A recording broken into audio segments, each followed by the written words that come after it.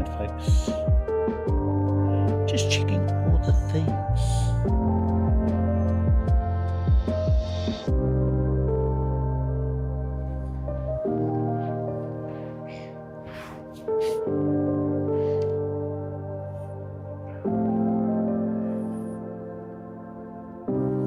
Going through all the checks.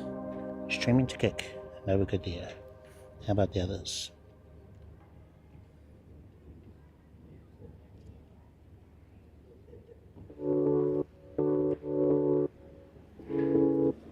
Cheers. Glorious coffee. Oh wow, what's up with the internet? Is it a VPN slowing me down? I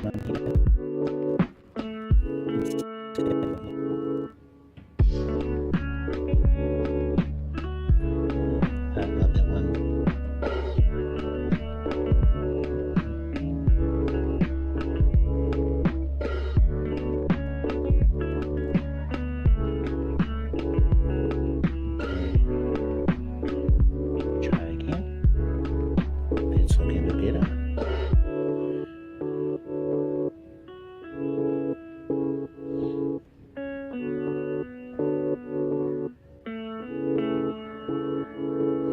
But welcome everyone. YouTube. How are we? Do we have 2 video IDs? I think we do. We do. Sweet. Maybe I'll try YouTube. Have a look over there. Cheers. That's a good sign.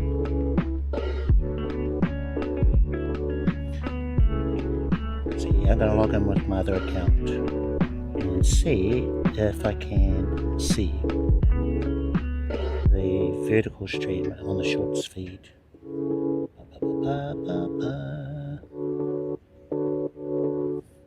Oh yeah, good sign.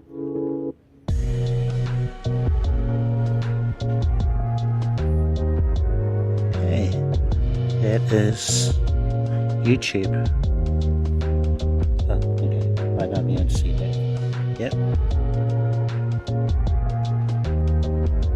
Got the shorts feed layout, fantastic. Let me go to my account and see if we've got the 2 separate streams.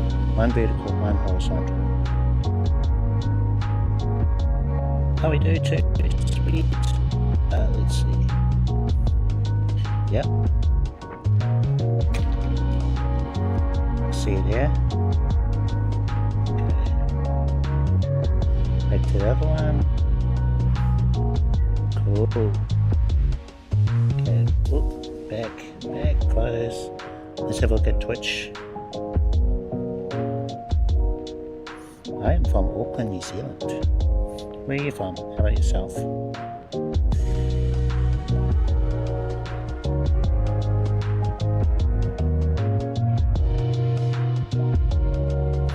Okay, that is Twitch. We've got the stream in vertical. And then if I rotate the phone, I've got a horizontal. We've got dual format working on Twitch, and we've got the 2 layouts, vertical and horizontal, on YouTube. It's a small but very big win for me, okay? Big win for me.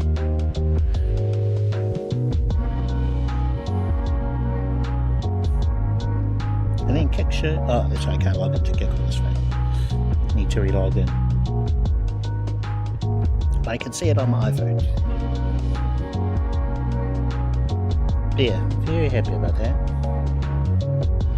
Finally figured it out. Dual format.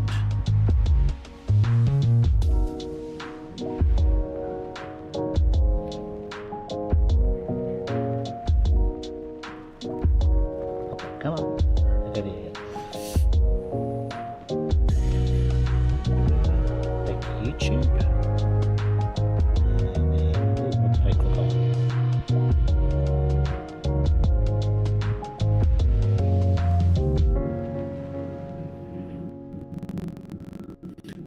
YouTube vertical and the short feed.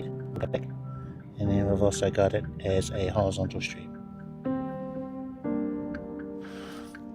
Right, suppose we can start.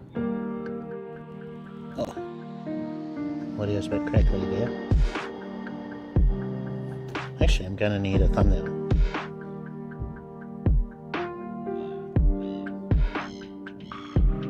Hello.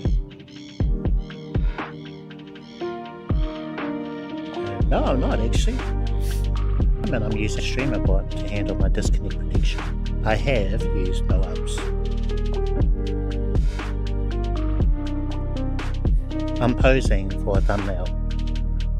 I've got StreamerBot taking snapshots or screen caps every minute. I'm hoping one of these is usable.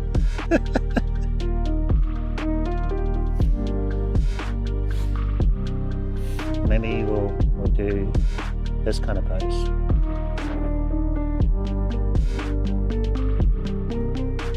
Now look weird to everyone else, including chat right now. But it'll make sense later. If you check out the Twitch VOD or the YouTube thumbnails, I'm going to have a vertical, horizontal thumbnail for both. You should have one. You should be good. I hope there's got to be a good one in there somewhere. Okay. Oh, nice. Appreciate you. Thanks for watching. Let's see. Gotta do a thing. Clicking the button. Get the stream underway.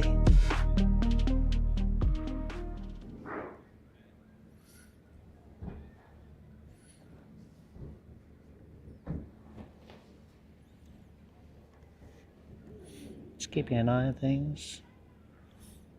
YouTube's always a little behind because I've got closed captions enabled and you need to be on normal latency for closed captions.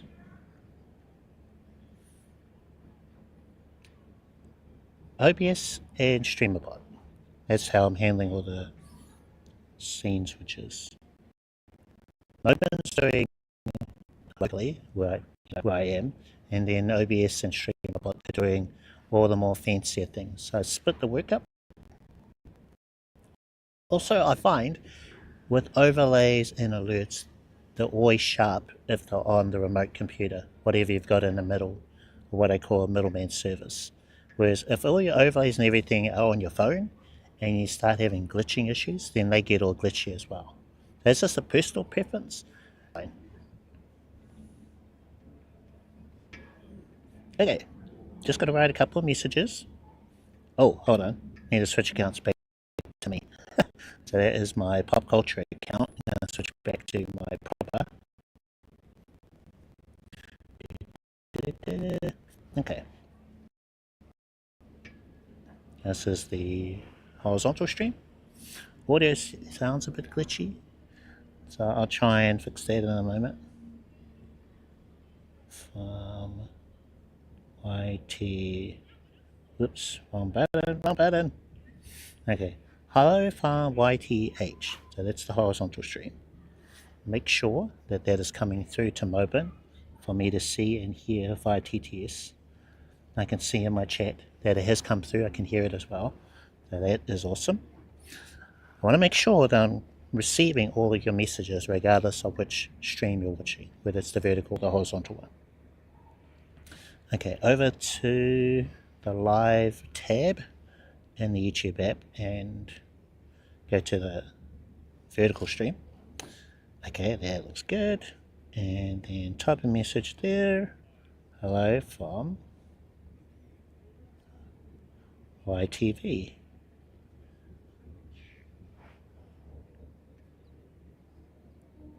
This one is not in the shorts feed. So kind of, I like the shorts feed version better because the chat is on top of the stream, whereas when it isn't the shorts feed, it kind of cuts it off. There's like a black portion at the bottom. Not as nice, but I'm fine. That's cool. Alright, sweet. Both messages came through. Alright. I'm going to close out of that. Do I need to have the S23 Ultra open?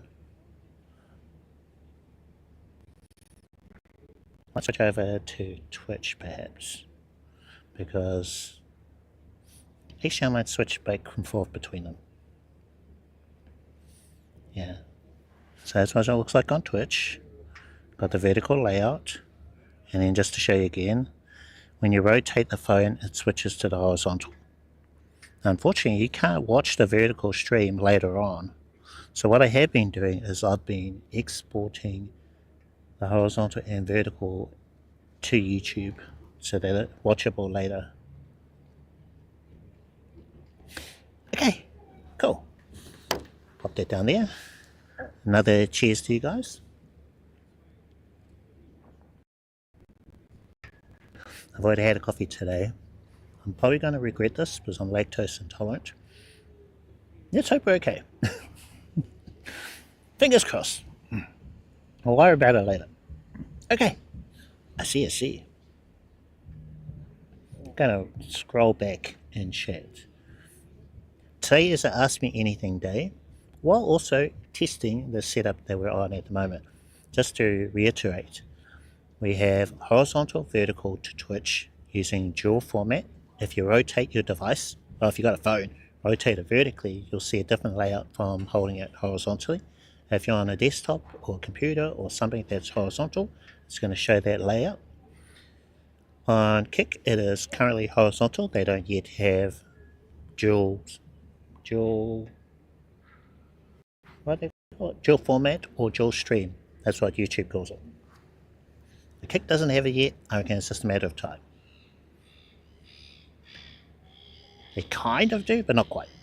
So if you use the Kick Go Live app and you stream vertically, you'll see the vertical stream, and on horizontal you have black bars on the sides. So it's not really a true sort of dual format thing like what Twitch has, and I've been investigating what YouTube has called dual stream. It's interesting and different. I've gone with the approach of two separate streams, one which is vertical and one which is horizontal. That way we've got an archive of both. Whereas if you use glitchy McGlitchins, I'm hearing it comes through. What is happening?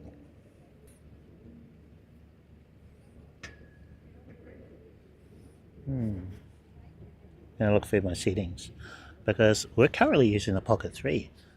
I have been using the Action 4 a lot for my streams. Last minute decision on my part. Let's see if we can borrow the Pocket 3. Thank you, Flatmate, for letting me borrow it. But I haven't actually used it in a while. So maybe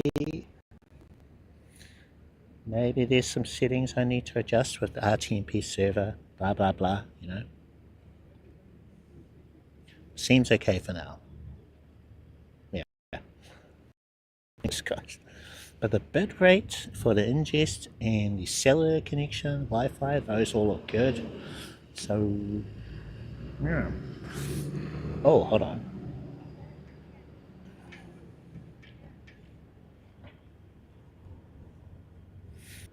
I don't think my widgets are set up properly for the Pocket 3 scene in Moblin. I'm going to have to copy over. Yeah, 1 second. I'm going to go to the Action 4 scene. We've got, let's say, screen capture. Yeah, screen capture. Going to save a layout. Back. Pocket 3. Screen capture. Going to load the layout.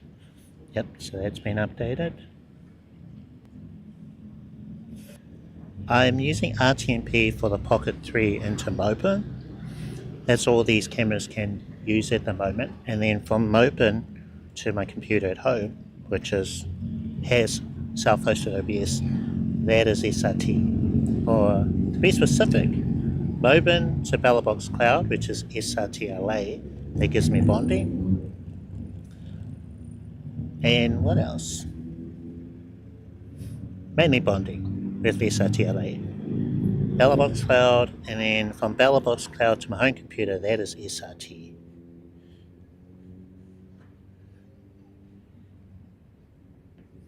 Okay, I just need to copy the Metatron settings. save, and then over to the Pocket 3 scene, which is what we can see right now. Going to go to the Metaltron. That's also been updated. So Metaltron's on the top right. Top, yes, okay, that's correct. Snapshot I need to copy as well. Basically, I need all the widgets to be the same.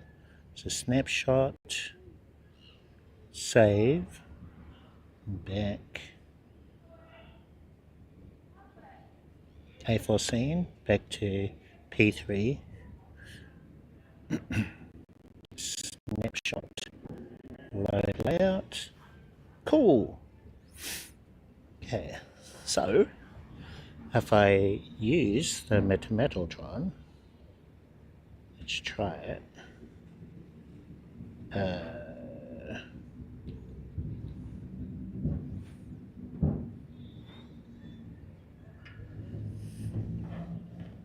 Media source.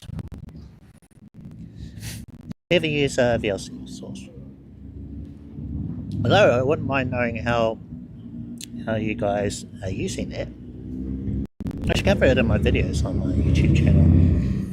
Right, let's have a look. Because I've heard of folks using the browser source, VLC source, but I've always used media source and OBS. Reading through the chat. Cheers, mate. Where you from? Auckland, New Zealand. Let's see. Mr. Bun. Hi, Cliff. Big fan of South OBS. I'm guessing you're using knobs to control everything at the moment. So just to answer that again, I am using StreamerBot to handle disconnect protection. I've got some code that I made that uses the stats page from Belabox Cloud to handle disconnect protection. So that's the gist of it. That stats page is always updating every couple of seconds.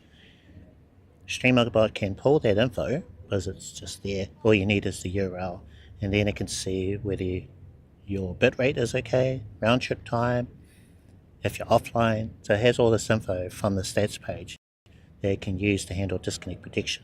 That's how NoAlps works for Belabox. You can also use other, what they call them, stream servers and NoAlps, but that's how my one is doing it. I wanted one less thing to worry about, you know. Rather than having 3 apps, which is what I had before, which was OBS, StreamerBot, and NoAlps, or OBS, StreamerBot, and LoopSRT. Now I've only got 2, so I was able to cut it down to just OBS and StreamerBot, with StreamerBot doing lots of stuff. Okay. Kia ora. Action 4 can move around like, oh, this is the Pocket 3, yeah. So the Action 4 could do it if you have a gimbal like the Osmo Mobile 7 with a tracker on it. You could put the Action 4 on that. But yeah, we're using Pocket 3 today. Last minute change, so if you're reading through the YouTube live description, I have in there, oh, do I have both of them? I forgot what I put in there. I might have both cameras so that I could change it later to one or the other. But today, Pocket 3.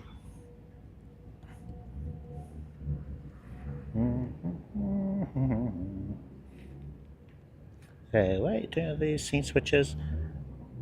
I can use, for scene switches, I use predefined messages in Moblin.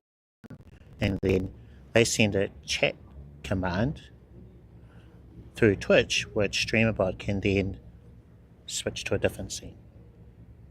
So yes, I am using Moblin, but it isn't handling the scene switches. It is StreamerBot and OBS that's doing it. Okay, Rick, thank you. Well, thank you. Appreciate that. RTMP SRT, so I think I answered that. So actually both with a wireless camera, RTMP, with Moblin SRT. The self-hosted OBS. Are you using media source or VLC video source? there was a media source. Because in media source I've been getting audio glitches, so I use VLC source for receiving SRT stream from my phone. I'm wondering, are you also getting the same audio glitch? Which device are you using? But a lot of our issues has to do with the media source in OBS. Remember about a year ago, it used to be pretty bad. With the updates that have been coming through OBS, it has gotten a little bit better, I can hear audio glitching at the moment. I think there could be, I needed to do a reset in Moblin, because I did recently update Moblin without exporting the settings. I've found that some updates in Moblin can affect the settings that you've already got in there, so it really pays to export your settings, reset Moblin, and then re-import the settings again, and that kind of fixes a lot of the issues if you're getting any. But I kind of forget to do that sometimes and just going funny glitchy noises. Good times. Let's see if I can fix this glitching though. We're going to start from the bottom. First way would be to run a chat command called fix. Let's see if that'll fix it.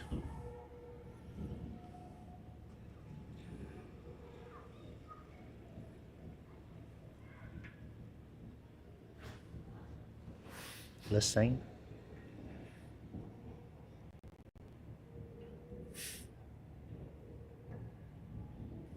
Oh, hold on.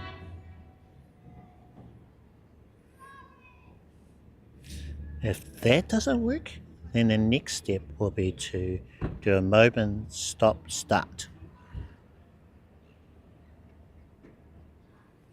What that chat command does is it turns off the media source briefly, turns it back on again, and usually just from that act. The media source gives you some options. I think it's like replay. Oh no, I still hear it. Start command. Let's see if that fixes it. So in Moblin, I have a couple of chat commands loaded as predefined messages. One which is Moblin stream stop. I'm going to run that one. I'll listen to the stream, which I have playing in the background. When I can hear that it has switched to BRB, then I can use Moblin stream start. Both of those are predefined messages.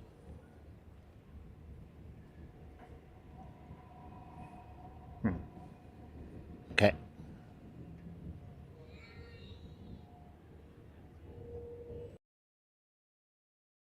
Hi everyone, welcome to the next video in the series where we'll be covering everything you need to know about IRL live streaming. In the last couple of videos I showed you how to set up the streaming apps you need for your phone and home PC, and how to stream from one to the other using the best codec and protocol while on a local network. Today I'm going to show you how to do that when you're away from home, so you can do a proper IRL live stream. The approach you'll be taking is free, but involves things like port forwarding and firewall permissions. So if that sounds like a big no thanks, maybe consider this other way, link in the description. For everyone else, let's go over a few things that are vital for this kind of connection to work.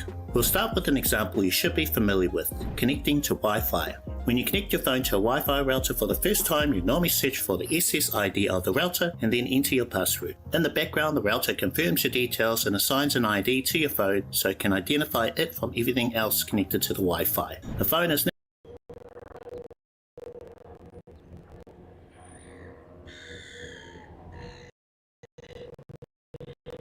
welcome back. Keep an eye on the chat feed that's seen changed to live. Usually that means that we are live, so then I can start talking again. Well,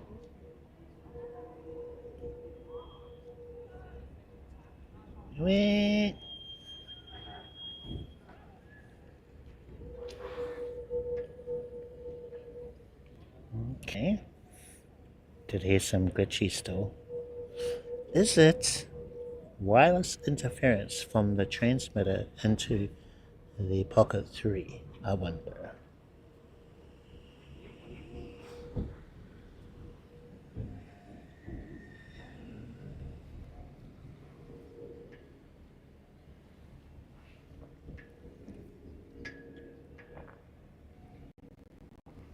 Worst case scenario, I could always do the export, reset, import thing. We would have to go to the BRB, but I'm just going to listen to the stream and see if it continues.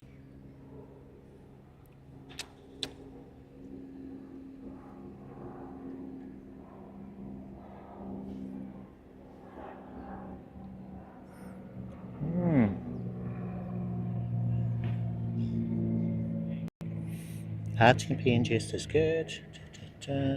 Let's go into the settings. Going to check. Where would I check? Ingests. Action 4. Latency is 1 second. URLs. Right. Pocket 3 is 1 second. Maybe I can't use that 1 second of latency. Perhaps I have to bump it up.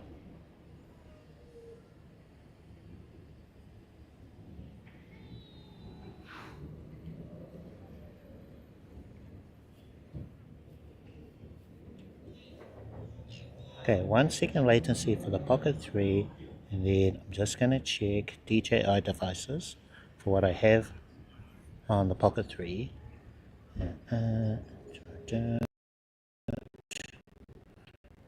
So those all look fine.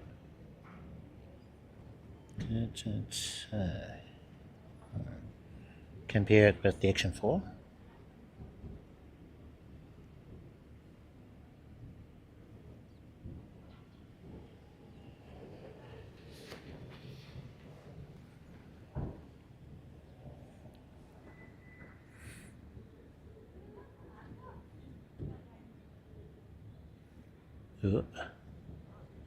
Okay, let's do that. Right, one more break, won't be too long. I'm just going to change the latency to 2 seconds, see if that fixes the audible glitching that I hear. And then we'll have an answer.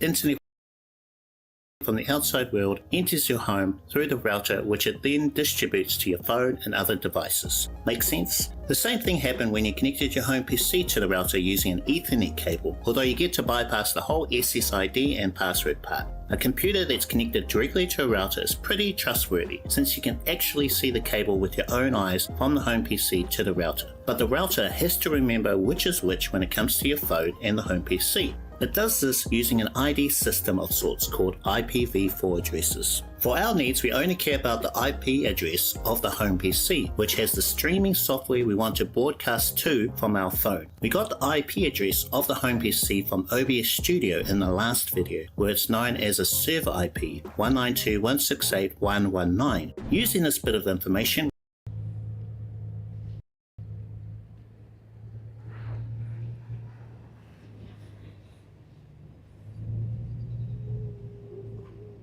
welcome back. Hopefully we are glitch free this time. I changed the latency, bumped it up to 2 seconds or 2000 ms milliseconds. How do we sound?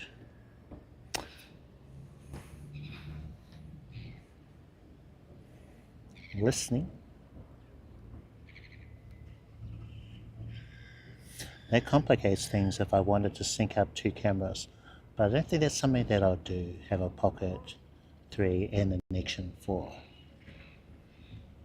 I just think that would be kind of hard to juggle. Maybe the Action 4 on the chest mount, Pocket 3 out here, I don't know. So I'm kind of okay with 1 camera, and maybe if my setup changed, got like a tricycle.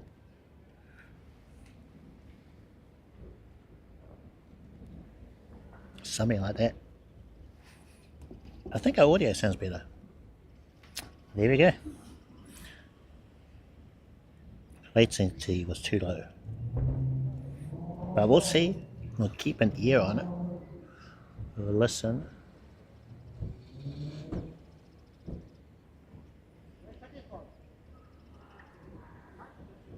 I reckon. Are you hearing it? I'm not. Yeah, appeared to be fine with 1 second on the Action 4. Don't know why. Why would that differ? And 2 seconds with the Pocket 3.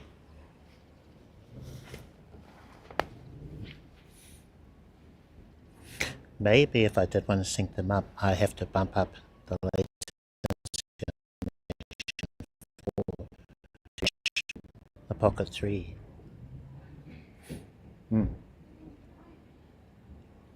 Okay.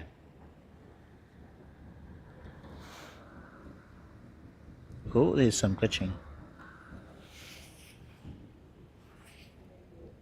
I've got a feeling it might be Moblin now.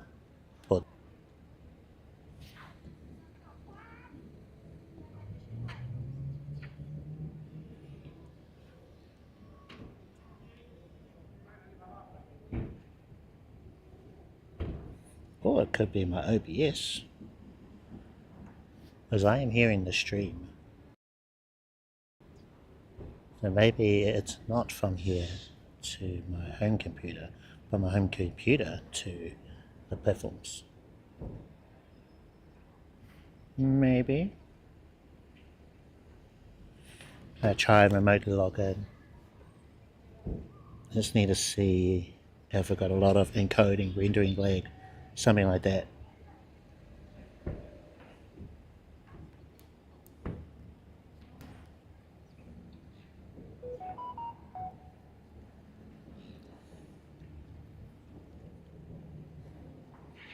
As I did change the frame rate back up to 60, which I don't need. I don't need that frame rate. So perhaps that's it.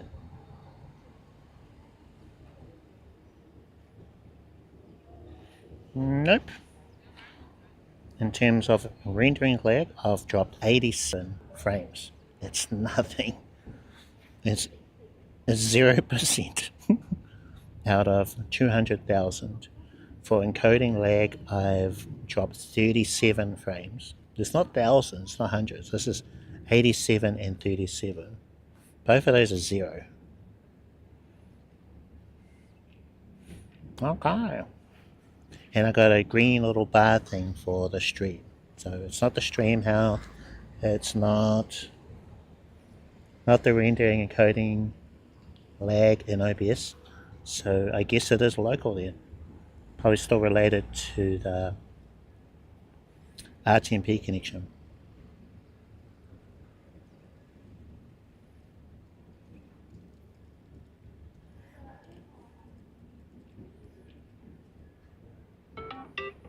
Okay, locking the computer.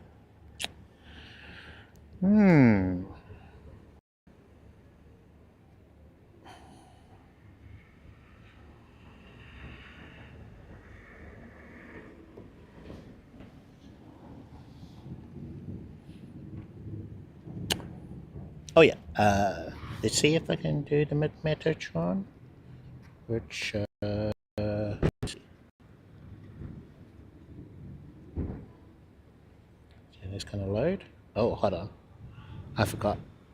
I need to change the time. Got me in sync, yeah. Close that, set, and go to D. The built-in audio and video delay. It should be 316, but maybe it's different for the Pocket 3. So we'll give it a go.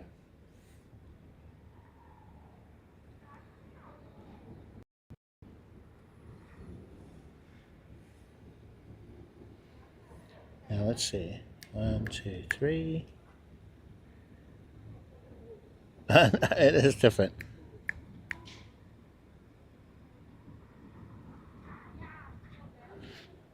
Well, that's tricky. If the Pocket 3 has to be on 2 seconds, that means that they're never going to match up between the Pocket 3 and the internal cameras. Oh, hold on. It doesn't look right. Oh no, that's right. Yeah, that's okay. That's good. Yeah, there's our camera for today. Got a DJi Pocket 3. Great camera. The image quality is real nice, almost cinematic, almost got a bit of background blur there, you know. Thing is, the background blur is always on. You can't dial it down. Sometimes I like to be able to see what's behind me, you know, if it's always blurry. Yeah. I think the Action 6 can do that. You can adjust the aperture. Down here we've got my second phone. It's not doing anything, it's very passive today. That's S23 Ultra. I'm using it to monitor the vertical stream, currently on Twitch. So I've got this layout here. I did have a look at it before on the YouTube Shorts, and it's very similar kind of layout where the chat's over the top of the video, which is fine. I don't mind that during a live. And then after, if you'd watch the vertical later, then that chat, well, the comment section is below the video. But there, I like this. Works well. And just to confirm that it does switch to horizontal mode. So that is on Twitch. I really like that. YouTube's implementation, I've recently found out, is very different. It doesn't do that. Big fan of that. What will happen is it's on stream, but you can't really find their vertical layout like the way I've done it today. The way I've done it today is very much like Restream. They create two separate streams, one which is vertical, one which is horizontal. I like that because then you have an archive, a backup of your vertical stream, whereas using YouTube's dual stream system, it's not guaranteed. Yeah, it kind of looks a bit messy on my account with double the videos, but you know, I'm fine. I'm okay with it. Anyway, going to turn off the Metametron. I can hear the preview again. Cheers. Okay, let's check the chat.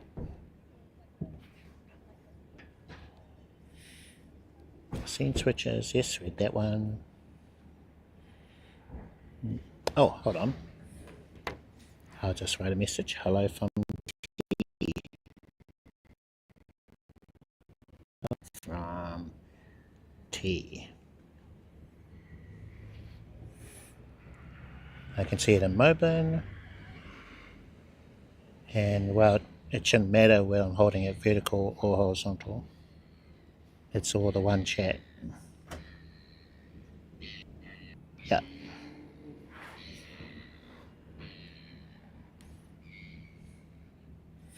Okay, let's switch over to YouTube and let's close out of that.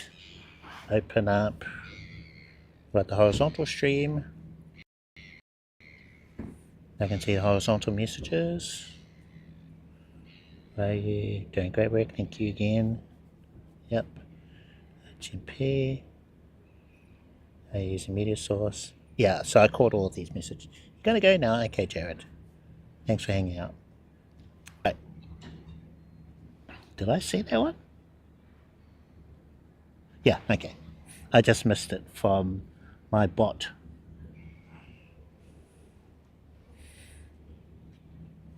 Okay, over to the vertical stream.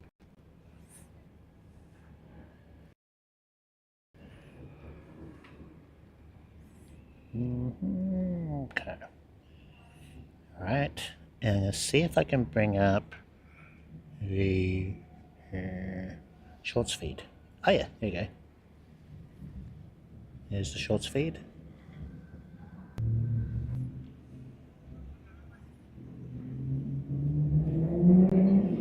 Thank you for the likes, appreciate you. Right, sweet. Now, whenever I go live, it should just go live in all of the ways that I've set it up today.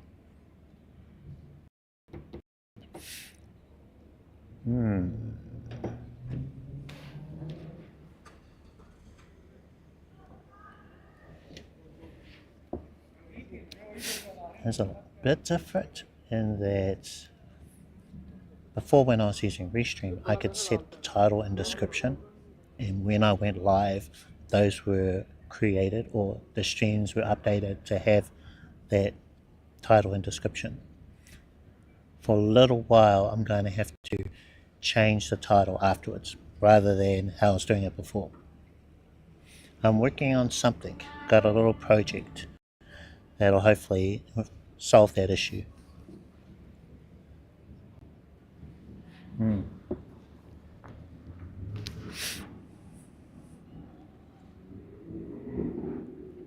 I like the captions, that's cool.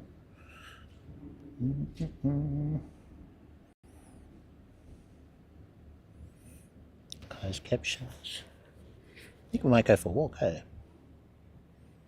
Hold on. Grab a photo. Let's try that while we're at it. Take a photo of the gear.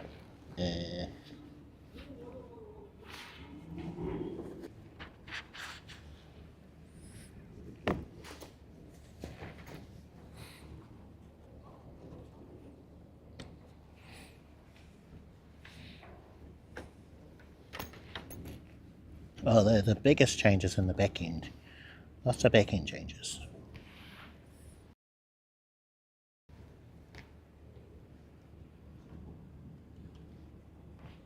Ready to smile?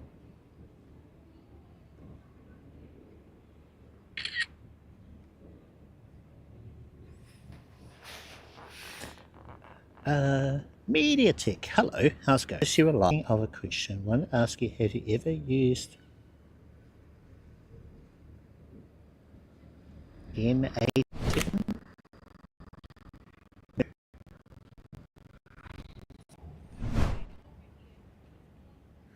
First time hearing about it.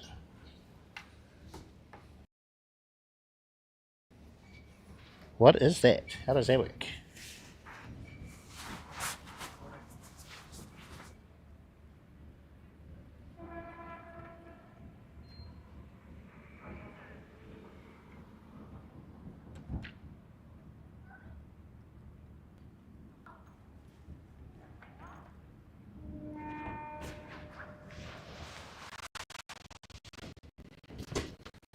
Automation.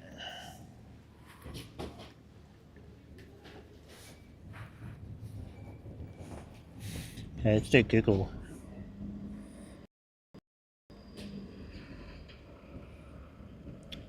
N8N.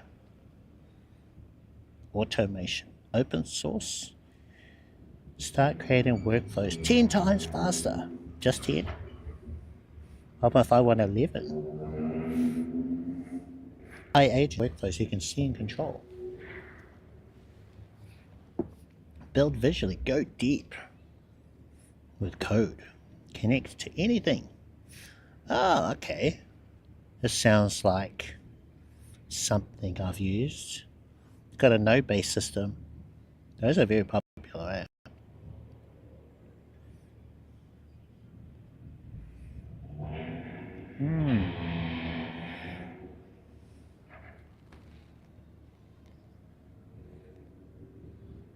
Isn't this like StreamRun? Don't they have something like this? Although that's very specific to streaming. And actually it kind of reminds me of, what are those other services? I've used another one, actually two. What were they?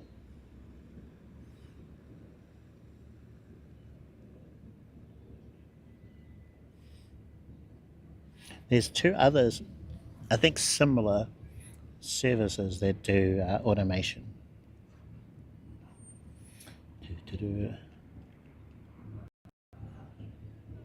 Like alternatives, I'll type that in. Not open source though.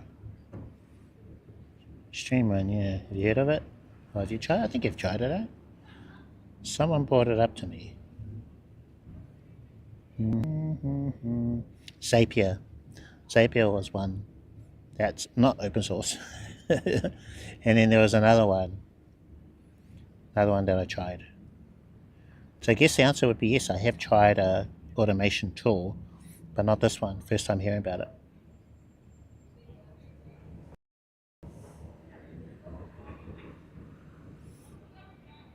Which I didn't like that other one as much. I liked Zapier, but that was very limited with the free version. There's only so much you could do with it before you'd need to, upgrade.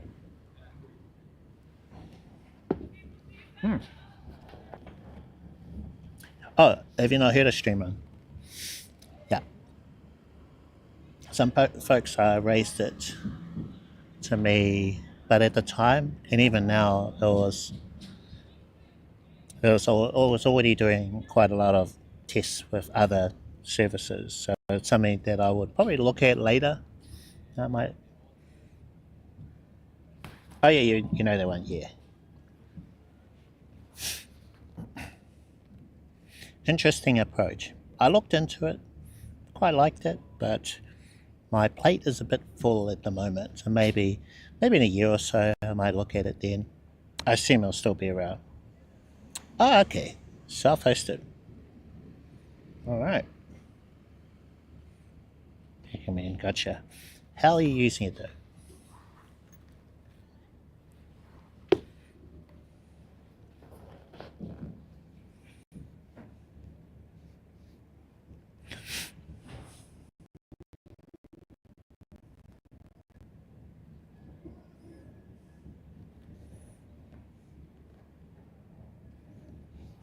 I love open source. An open source version of Zapier. Ah, pretty cool. But self-hosted. Wait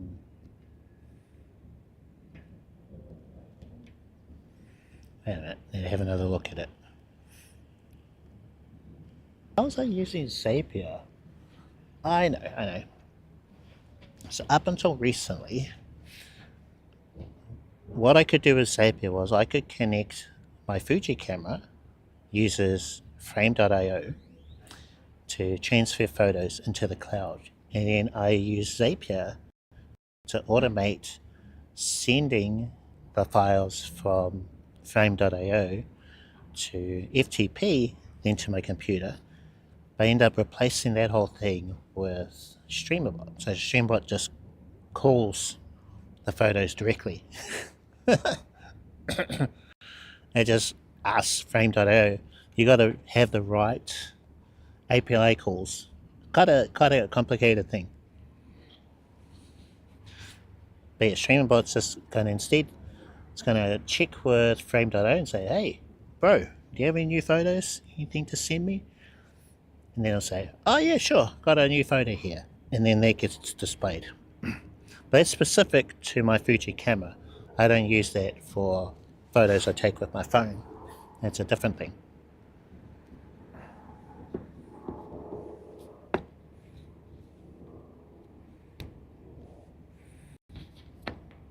So I wouldn't need it for that, because I've already got something. I'm not sure. I'll keep it in mind though, if I can think of something where they could come in handy. And I could look at the thing. Yeah, thanks for that.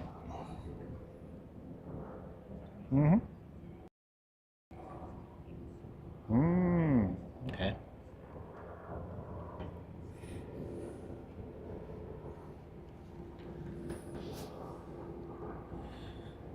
Is my audio glitchy? Are you hearing audio glitches? I wonder, is it? Maybe it's glitchy.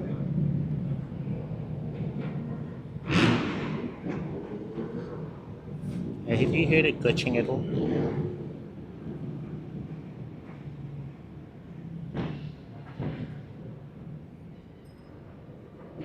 That is a possibility. Need to rule out what it could be. Maybe I'm trying to fix an audio issue that has nothing to do with the stream out of moment.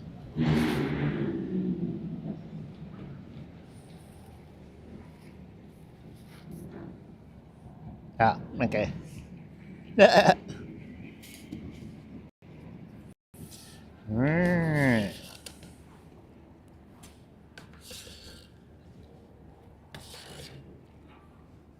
I haven't done the reset thing.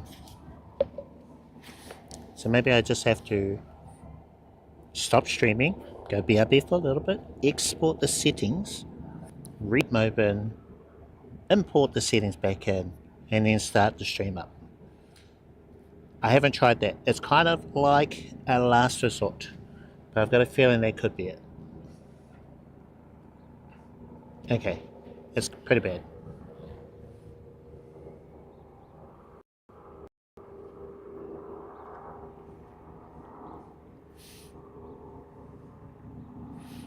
Okay, see you guys in a little bit. Shouldn't take long, a few minutes for me to do the reset thing. Excuse me.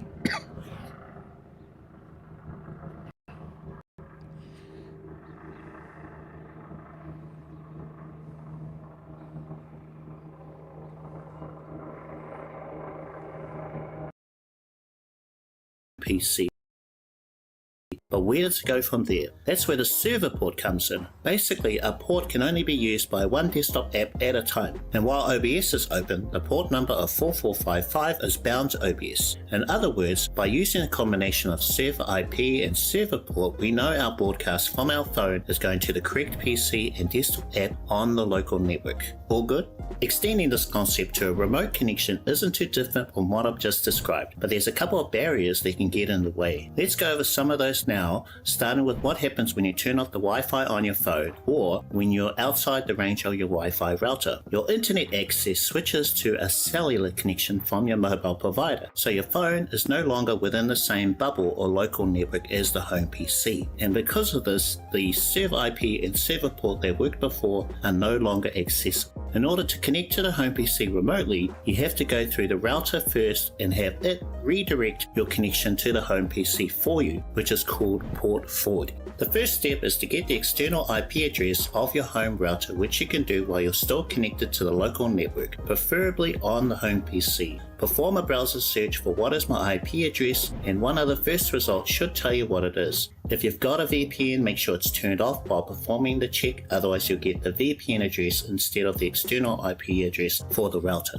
Okay, open a plain text editor like Notepad or TextEdit, paste the result into your plain text editor and rearrange them into this format. SRT:/180.149.231.164:4455. Remember, this is a dummy address for demonstration purposes only. You have to use the result from what is my IP address for your connection at home. Copy the SRT address and send it to your phone in whatever secure way works for you. Then grab your phone and open the IRL app from last time. Create a new connection and name it SRT Remote. Then paste the SRT address into the URL field, double check the SRT sender mode is set to caller, and then save. As you can see, the steps are almost the same as a local one, but you're connecting to the router instead of the home PC. Keep in mind you'll need both connections, SRT local for when you're at home connected to the Wi-Fi, and SRT remote for when you're outside the Wi-Fi range of the router, or when you're still at home and you've turned off the Wi-Fi on your phone for testing purposes. We'll be doing this later.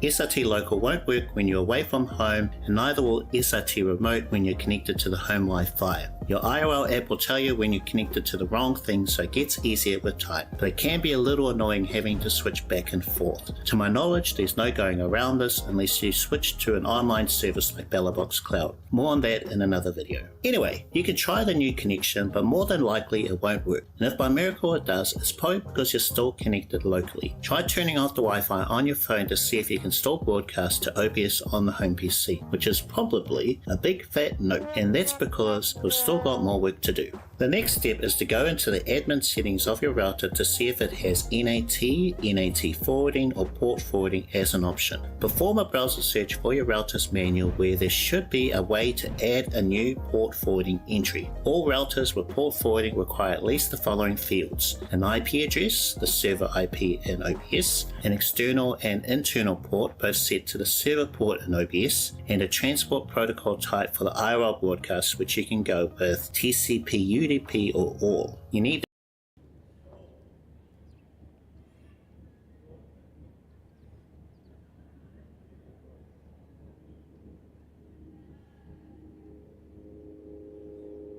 Hello. Should be back. Let's see. Ingest speeds looking good. Stream looking good. Hopefully, audio and video okay. No glitching.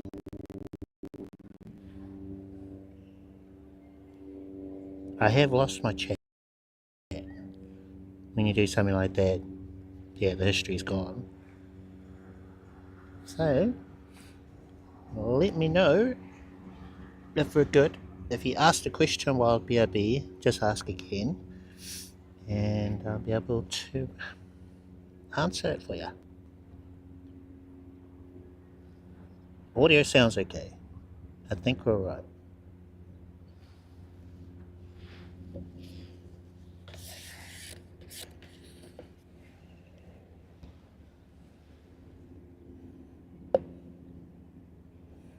Meantime, check out the view.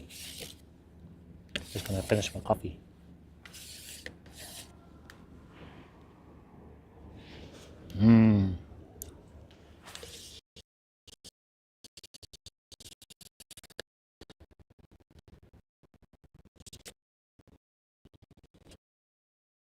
The foam at the end is the best part. 5 yards or something. Was that more glitching?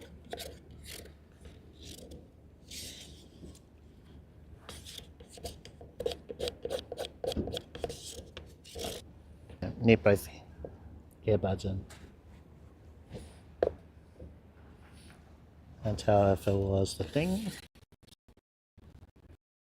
Audio still glitching. Oh, it was just the scraping I was doing.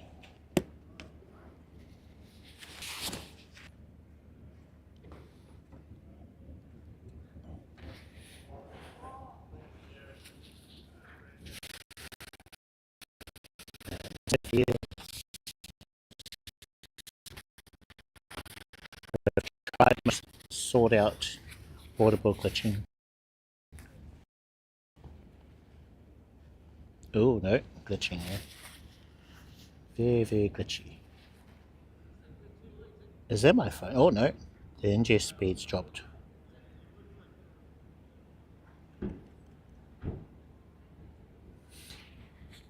Maybe we go for a walk. Sometimes if I stay in one spot for too long, let's do it like that. And make this okay.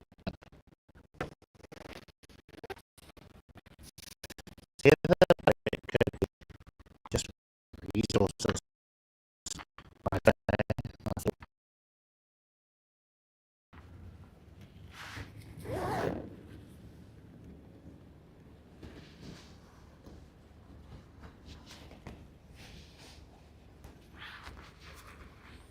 Yep, ingest speeds dropped again. What is going on? Can I put screen share on?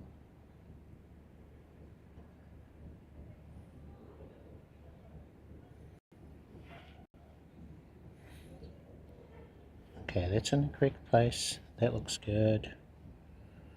To be able to have a look, see what's happening, what I'm looking at inside of Moblin. Okay, I'm going to lock the screen. Put this in my pocket.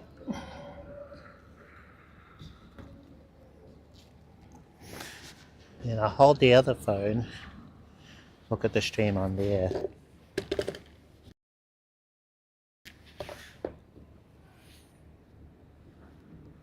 Oh, actually, that's not really going to work, is it? So I'm able to see both chats. Okay, never mind. S23 Ultra away.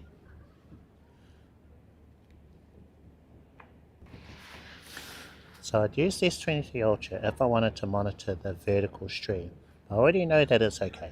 Ooh, wait a minute. That phone is a bit warm, eh? Maybe that's a part of it.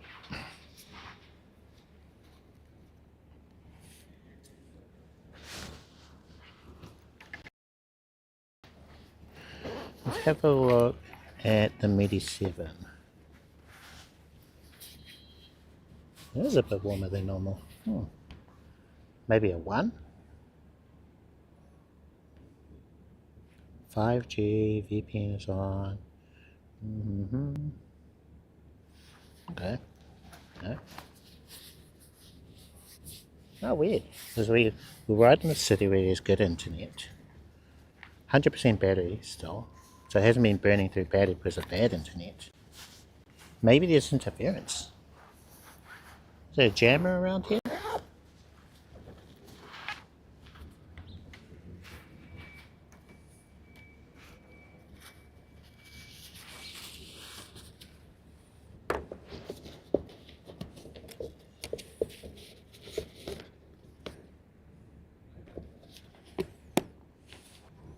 Yeah, I'm going to hold all this.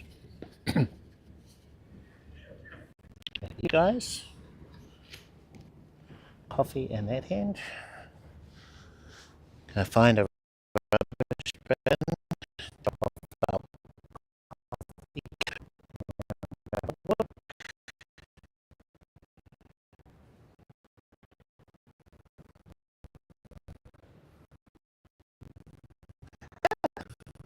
bin. Well, they want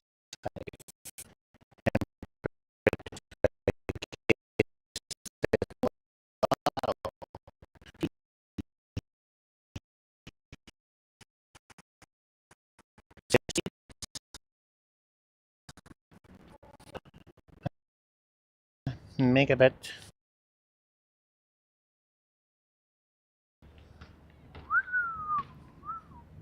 Three.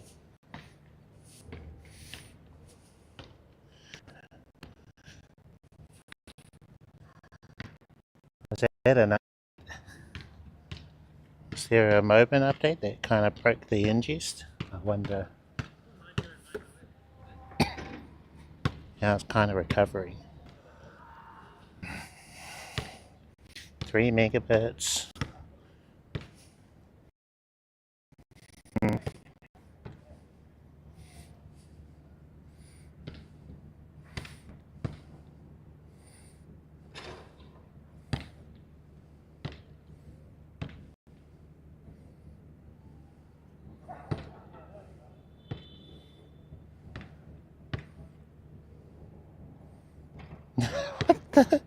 Wrong words.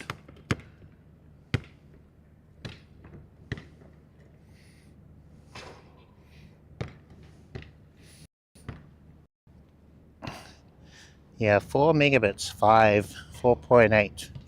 Not good.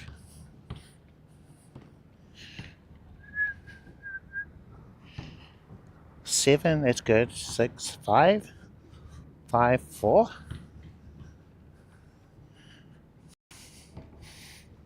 It's all over the place.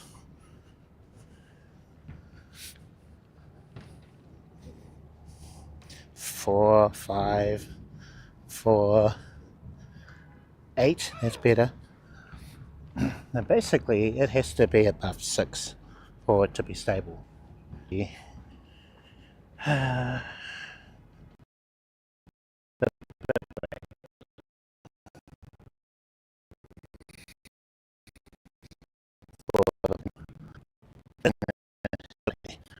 One even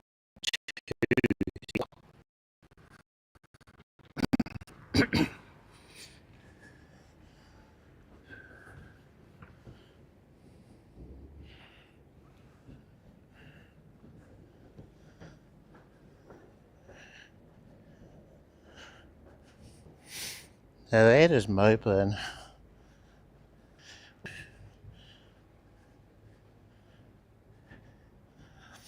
I'm going to have to say that it is Moblin.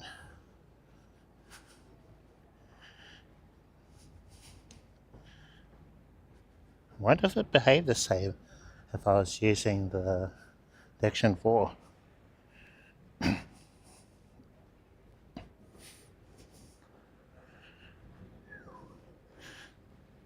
Ah, bitrate looks okay now. No, we're down to 5. Back to 7. 6. 8, 6.8. Okay, so as long as it stays above 6, we're okay. As soon as it drops below it, that's when you're going to hear glitching.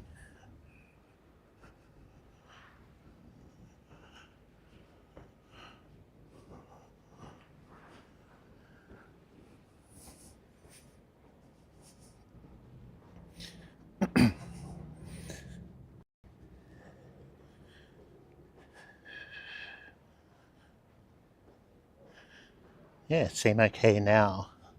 Maybe there was something over by the containers. Something over there playing with it.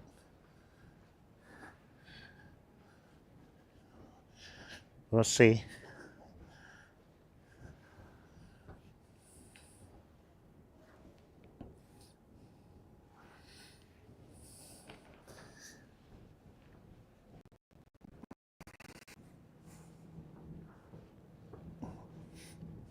Oh no, 4, back to 8, 7.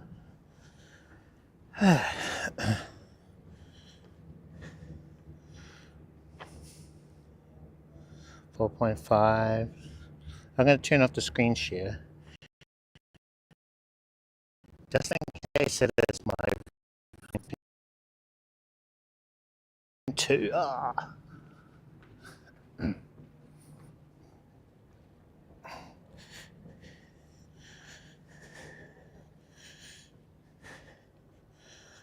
Well, it's definitely RTMP ingest. There is something about the RTMP ingest that's playing up. Those N numbers all over the place today. So what's different? We're using the Pocket 3. We're not using the Action 4.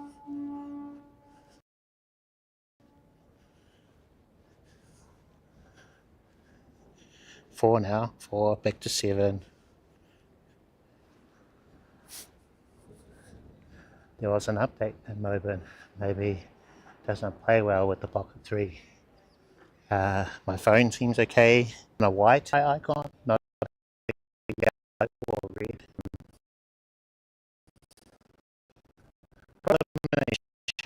MP ingest. The Mudi 7 was okay. Plenty of battery. Oh, glitching again. Don't know, why is it all over the place?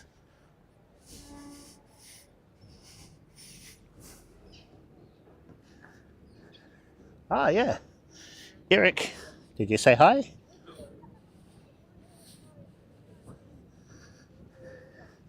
I like his streams. Can learn a lot from watching the master, the man, doing his thing.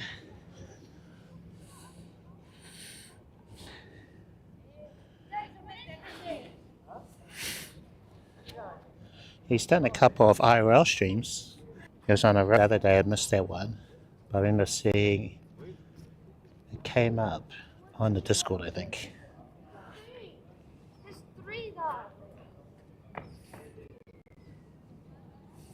Yeah, yeah. He'll be working on an update for the feature requests channel on the Discord, and then he'll pick and choose. He might go, oh yep, this one's good, let's do that, let's work on that. And I've seen him work on a couple of mine too. He's fast.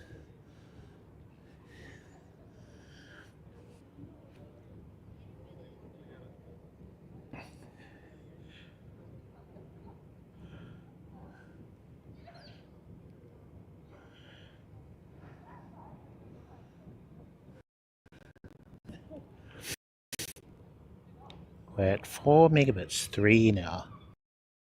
We're still a bit jumpy on the bit rate. He didn't, but he has recently started using AI. I mean, can't help it really. It's a nice tool to have, and it'll be okay for the most part. And someone on his level will be able to go through the code and go, no, that's not right. So as long as you've already done some kind of development, you'll be able to go through it and check it, see what it's doing right, a lot of what it's doing wrong, that kind of thing, you know. Yeah, I started using AI again, only with codecs. Whereas before, I was just copying and pasting from ChatGPT, the website. Way too slow your code, what you've been working on. See, there's got to be a better way of doing this. So I tried that, downloaded the Codex app, and now it can actually see the code, what you're doing, and then update parts of it for you. And then I'll go through the process. I say, well, no, actually, no. You haven't accounted for this, haven't accounted for that. What about this thing?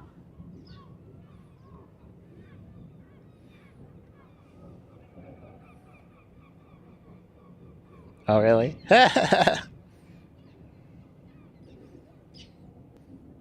True. Yeah. Oh, it's nice here. Nice and sunny.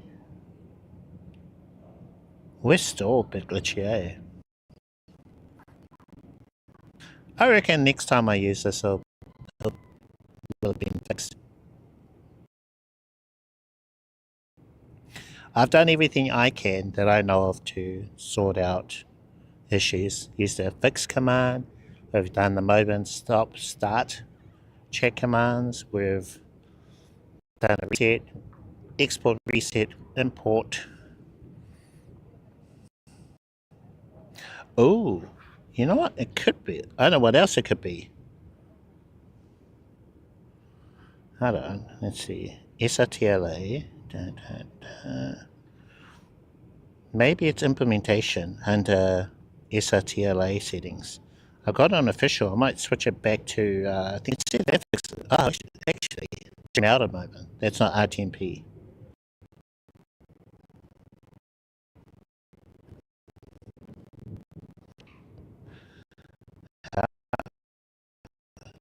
What?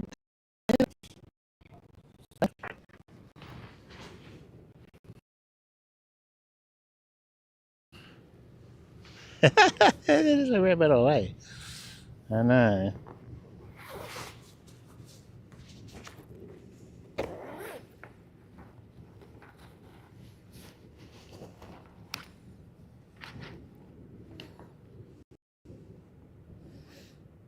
Maybe it's the VPN. Turn the VPN off. Yeah, that's what's causing the issue. Alright, VPN's off.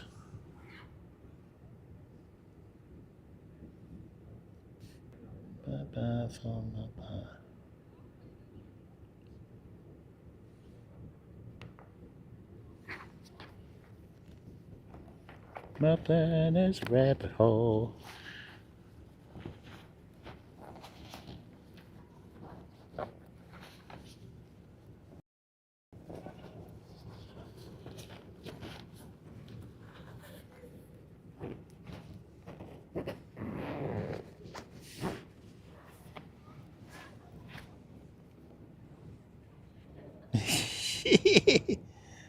Can be. Okay, how's our bit rate? We're at 0.6, 6.4, looking better. 5.67, 8.2. If I connect to something else, like let's say a public Wi-Fi, yeah, maybe I'm at a McDonald's or something, have the VPN on. Because you can, with the Mudi 7, you can set it to repeater mode. So basically everything that is connected to the travel router is going to be protected by the VPN. So that's the idea of it. But I don't really need it when I'm home or I'm not connected to anything that's not secure, you know. 4.9, 5.2.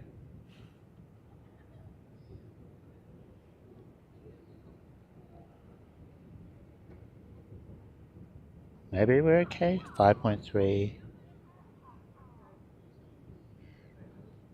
Oh yeah, I've tried Tailscale. I've got it in a video. Have you seen that one?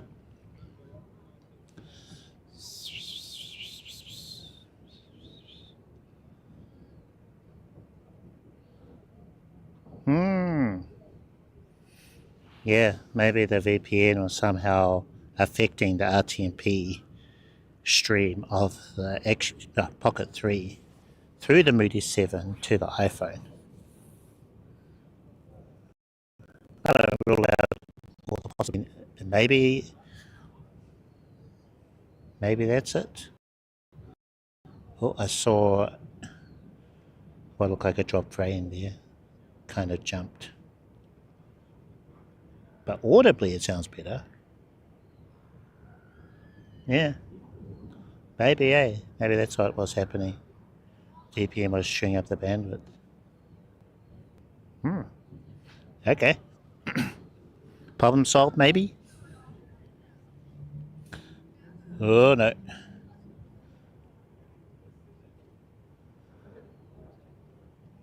I heard audible glitching again. Do we have to bump the latency to 3000? I wonder.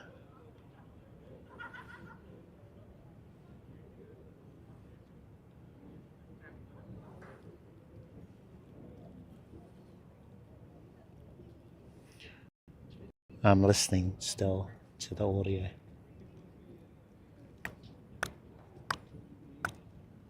What do you reckon? Are we good?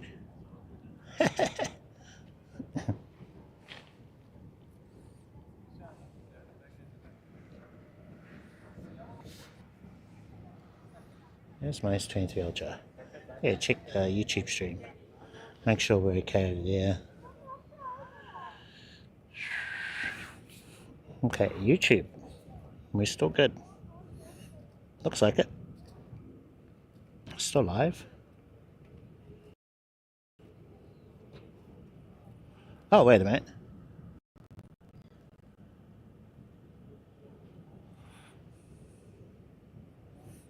Yep. So now I'm in the vertical stream, maybe.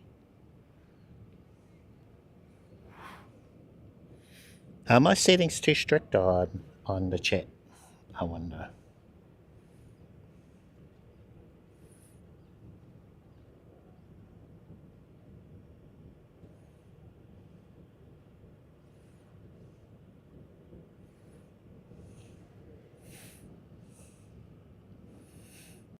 Let's see. Just having a look. Vertical, shorts feed looks good. So we're happy there. Gonna go back to live. Check the horizontal stream on YouTube. So it should be. Okay, I can tell from the title. Okay, that one looks cool. I think we're alright. We're alright on the audio, eh? I think we're alright. Okay.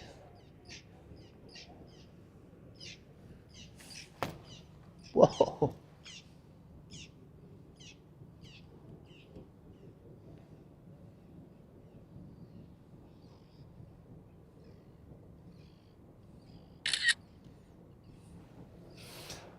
Lovely.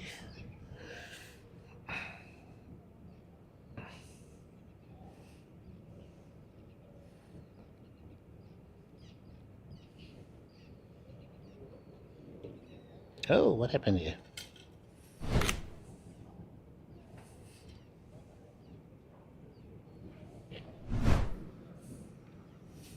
Someone was naughty.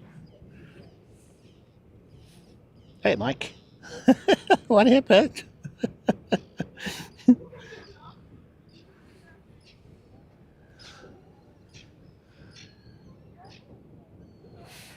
Well, hi, Mike. How are you?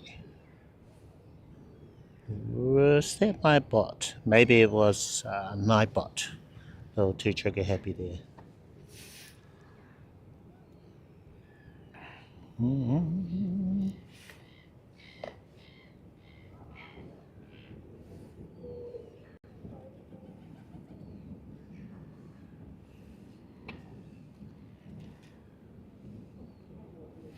Okay, just checking the streams. Which one am I on? This must be Twitch chat.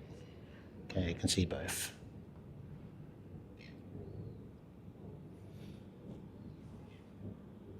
Are you back?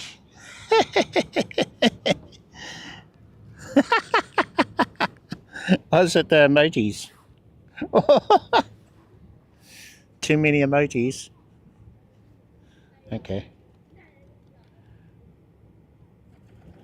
That's all it is. Are you testing the bottom for me? Thank you, Mike. Oh, wait a minute. It's going to have a multiplier if you do it too much. So your timer will just get longer and longer.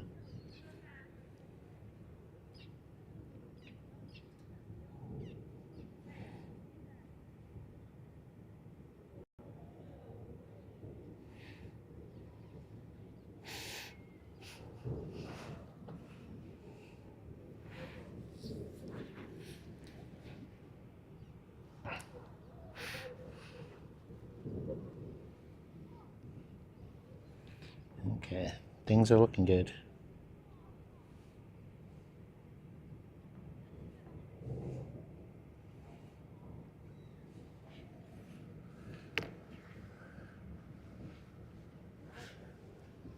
I should put you on the OK list so that you can do that. It's just the bad eggs. We have a couple of bad eggs. I know you're not one of them.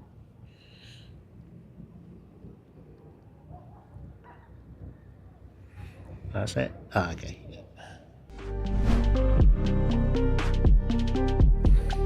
Just pop the slideshow and then check it. I think we've got a couple of photos in there, maybe 3.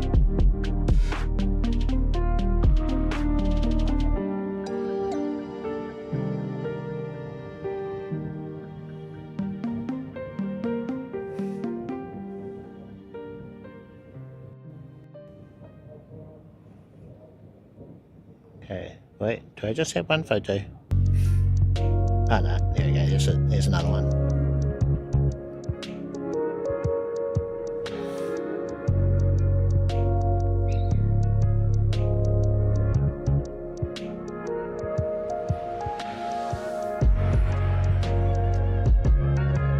Two or 3? Oh, okay. Well, okay, it's not as much as I thought there would be. Alright, back to live again.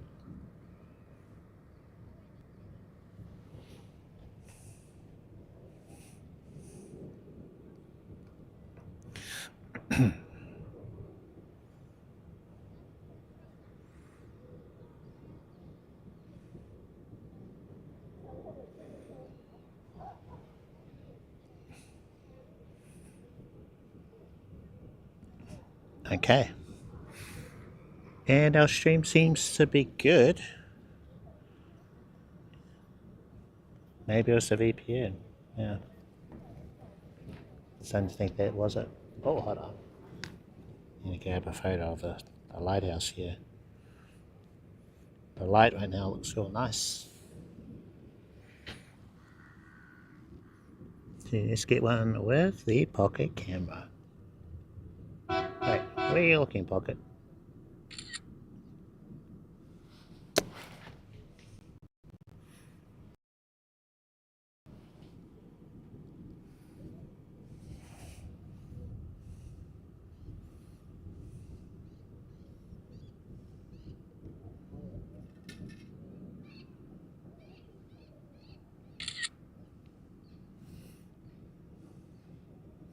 Real nice sunsets last couple of days. Yeah, real nice.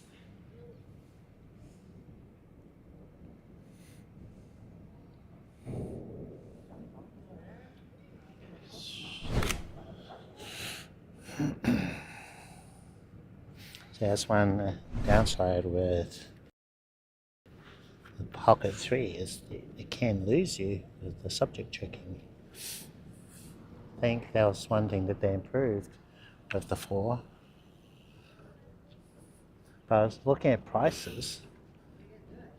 The Pocket 3 Creator Combo is so cheap now. It's come down heaps. It used to be 1,200 New Zealand dollars. Now you can get it for around, I think 800. That might be a special, a local one.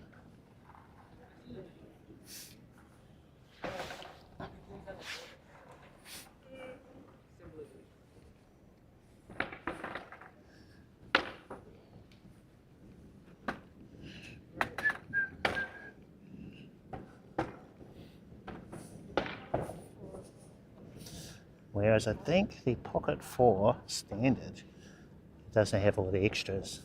That was a little bit more than the credit combo for the Pocket 3. I imagine when the 4P becomes available, those prices could go down further.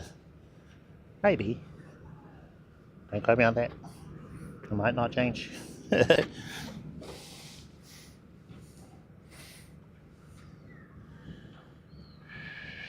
Okay, unlock the screen.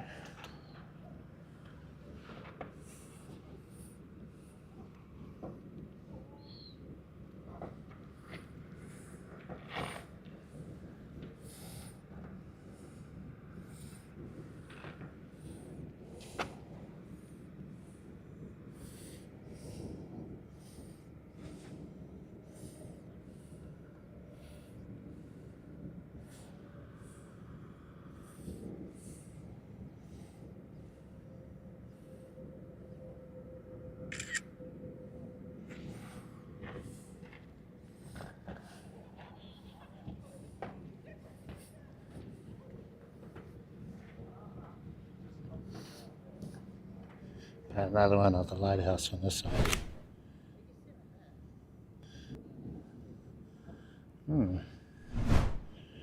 See?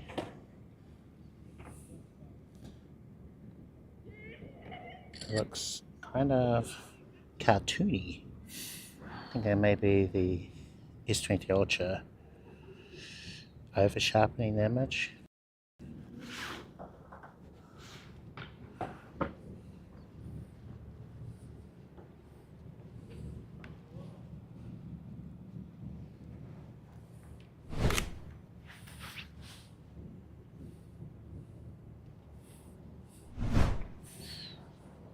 But juggling it, trying to grab one phone then the other one.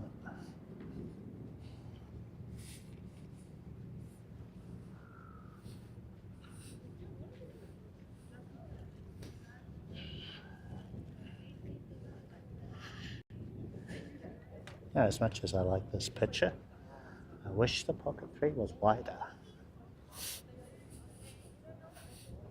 I really like the wide look of the Action 4. Kind of reminds me of the selfie camera on my phone. How close it is, the field of view.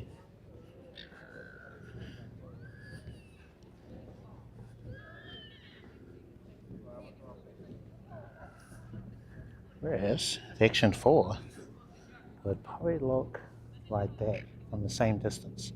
That's how much wider it is. Yeah, it'd be like this. But I've got my arm all the way out. I won't be able to do that for very long.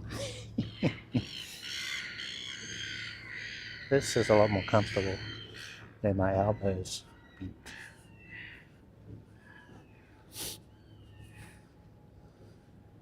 Oh, what a day. Lovely. Yeah, kind of dreading walking that way.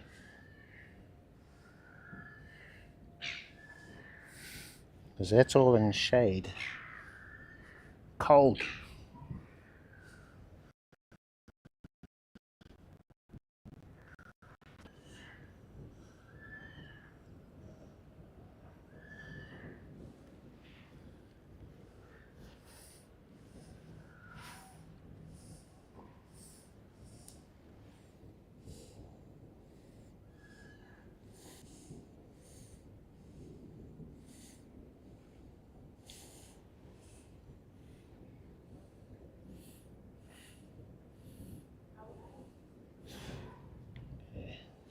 Get the edge inside in.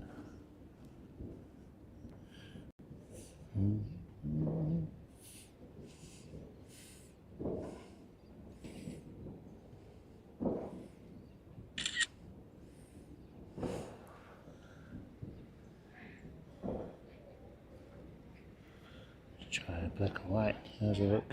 Ooh, looks pretty cool. Very meaty.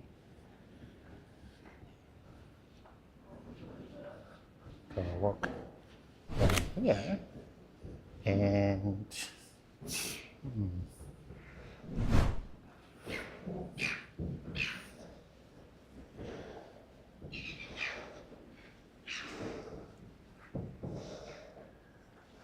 Oh, really? A new mini PC. How are the prices? Because they've been going up, eh? All the old favorites like the Orange Pi 5 Plus, they've all gone up by heaps. Oh, really? Alright, thank you. Yeah, it's a multiplier. I didn't think it was that strict though. I thought it was 10 plus. Maybe I didn't modify that particular nightbot thing.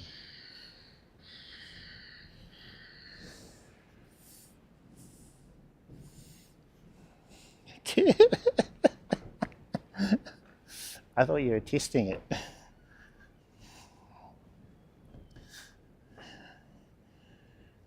Five emote thingy. Banned after 5 emotes twice. Oh, everyone is? I know it's the first time I've seen it. But yeah, anyone who would spam the emotes would get it. It's a new thing. So I'll have a look, see what they are. It's so funny. I wish it would tell me why. Maybe it would if I was looking at my computer. But what I see in... Oh,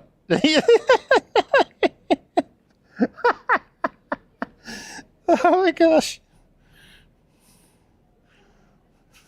Oh, okay, Mike, thank you.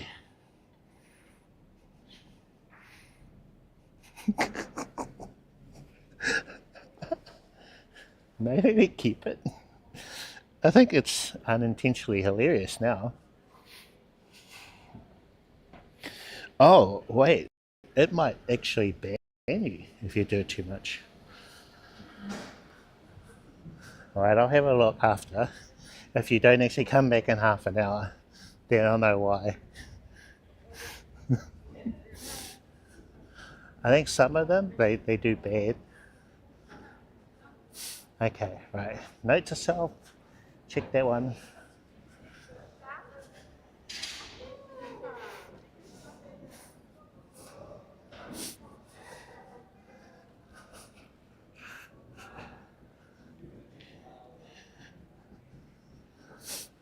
Oh man, that was good for a laugh. Thank you, Mike.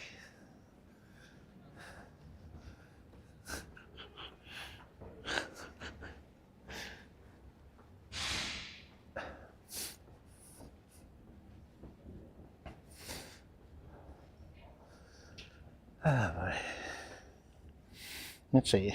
Sale on Amazon, about $300-400 below the usual price. Ooh, how much is it then? What's the usual price if it's $300-400 down?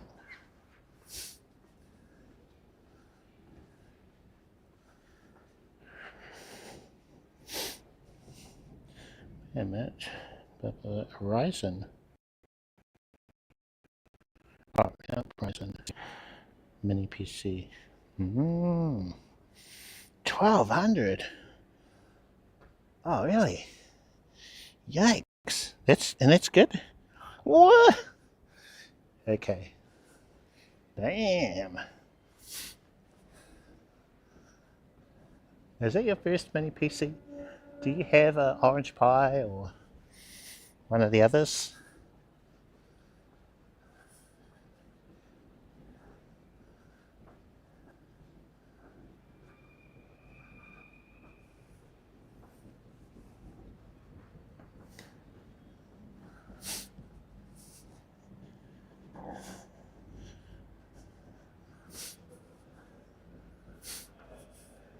If anything, I think I would need to upgrade my GPU. But it might just be cheaper to buy a whole new computer. Oh, okay, yeah, okay, yeah, that makes sense. Gotcha.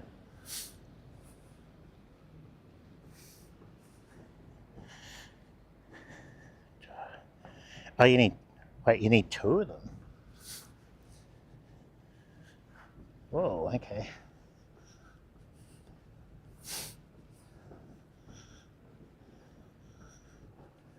I like Ryzen's.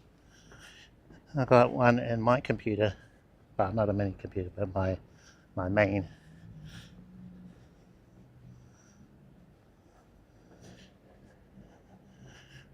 I think it still holds up, just the GPU is a bit lacking. Iron RAM, all things that have gone up in price.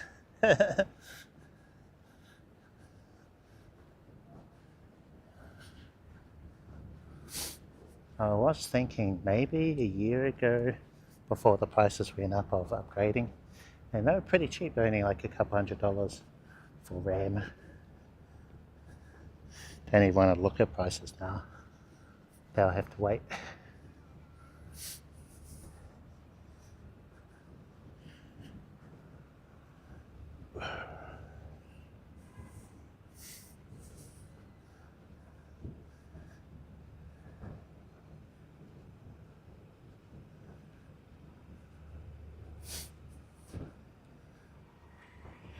The way I'm holding the Pocket 3 is not how most people hold it.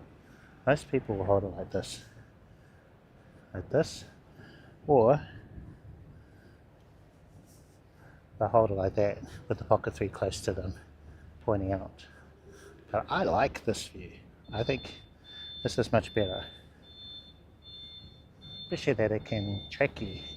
So you could,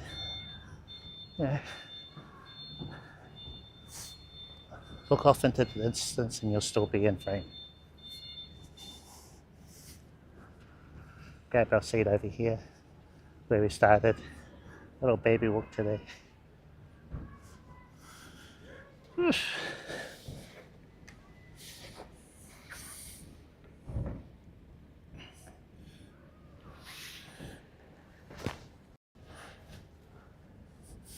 Okay, so what have we established from today? Well, all the layouts that I wanted are working. We finally got dual format to Twitch, horizontal vertical working. That was surprisingly one of the easier things to do, but I had to write some code that would close a couple of prompts when you start streaming with a computer where the GPU isn't quite up to par according to Twitch's stream settings. My GPU is fine. So I hope they roll out an update that removes those pop-ups from my computer.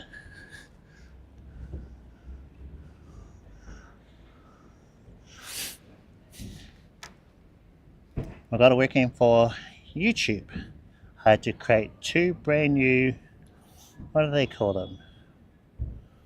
Managed streams in YouTube Studio, then assign the stream URL and stream key from both of those managed streams.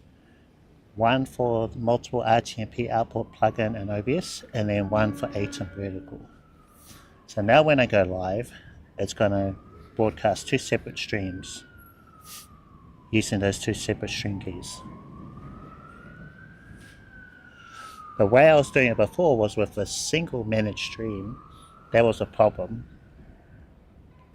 and it got confused with the stream keys for horizontal vertical. Also, the dual stream system that YouTube uses, what it'll do is it'll produce a vertical stream and a horizontal stream, but the vertical stream is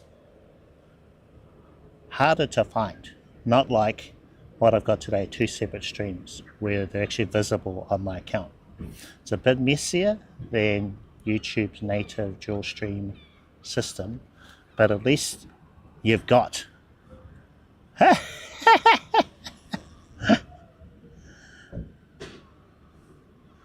Hey, Nightbot. Holy cow! Stop spamming words in Freddy. I think you are. It looks like you're testing the bot. Love it.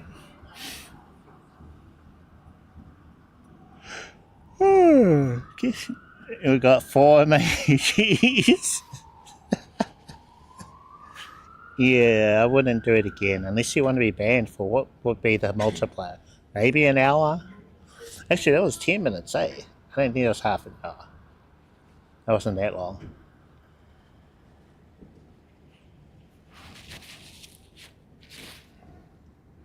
Bless you. Only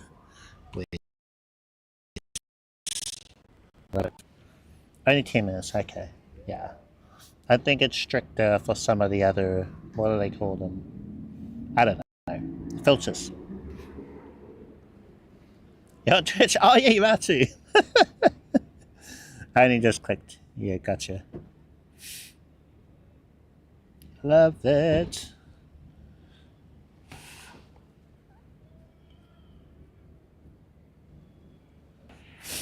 Alright. Let's have another quick look-see. Had another audible glitch.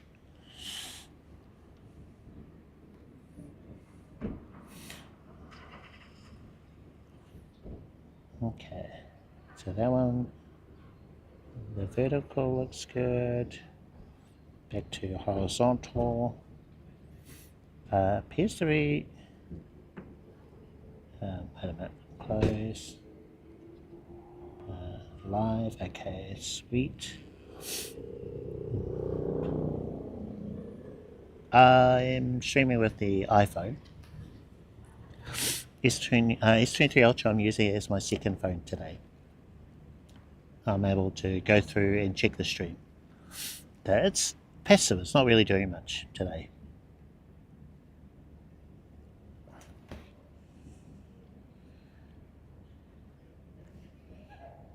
Is it cold? It is cold. Yeah. What's the weather say? Gotta check command. Weather is 13 degrees apparently, somewhere. That seems a bit warm, I reckon. But actually it's not cold enough that I need my gloves. I have my gloves today. So if I needed them I could put them on. It's not that cold, but it's not warm either. Can feel it. Definitely needed this puffy jacket, for sure.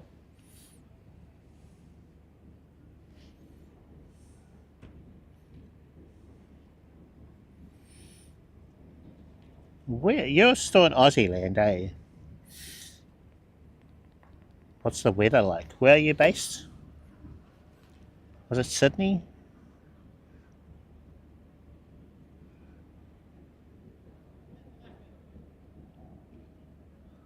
Sydney. Let's just see. What is the temperature in Sydney? It is 17 degrees. That's quite nice. That's not bad. For me. It is near our summer temperatures. Weather, what about Brisbane? What's the temperature there? Brisbane, it is 23 degrees. That's our summer. I bet they're cold. 17? Okay. 6 in the morning. Ooh. It's a bit cold. It's gotten pretty cold here. I think we've gotten to 0. Nah. Less of that, please.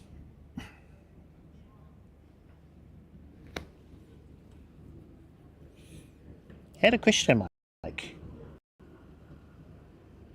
Yeah. Yeah.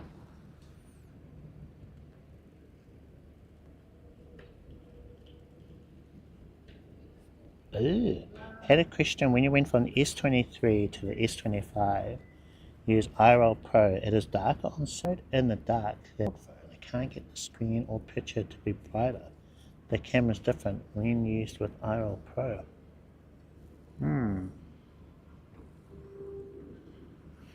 But if you switch to the one on the back, it's brighter.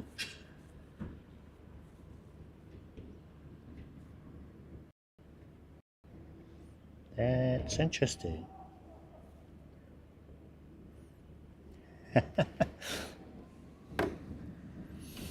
Well, I can't replicate that because I still have the S23 Ultra, so I don't know. I guess so. Unless the back cameras are just significantly brighter. But you're comparing the reference of the S23. Do you still have the S23? Are you able to compare them side by side? Or is that gone?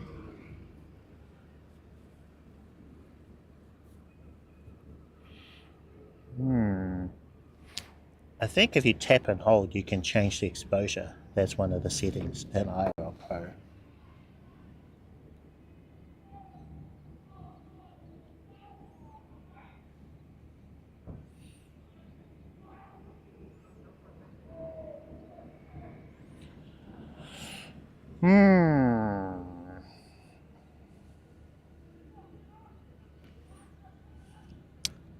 Yeah, don't know.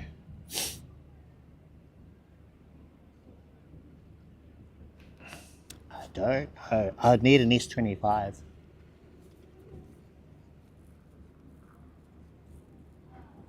Boop. Blacklisted. Boop.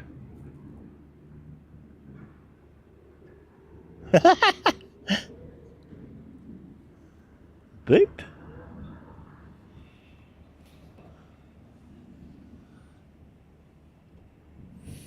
Huh?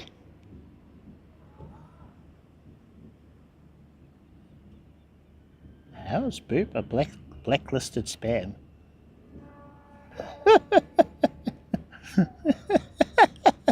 So what did they? Was that a timeout or what?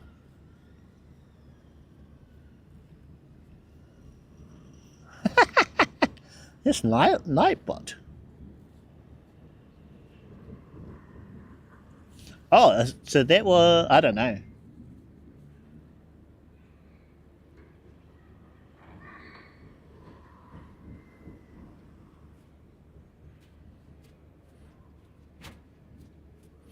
Don't know. I can only see what Nightbot has said in response. I can't see what your message was. Maybe I should. I think in Moblin you can enable messages that were deleted. For me, I think. But no. Filters. Show deleted messages. Okay. Oh, hello.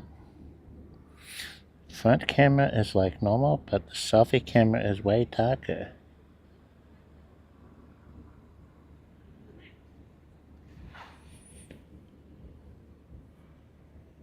I don't know, what could have been, oh, damn? Was it damn?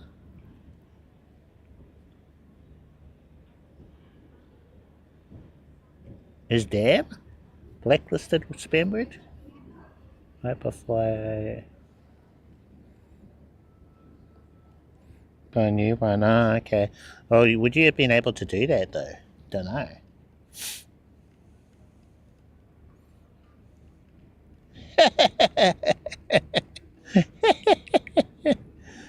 Hey, how's it going? Welcome in.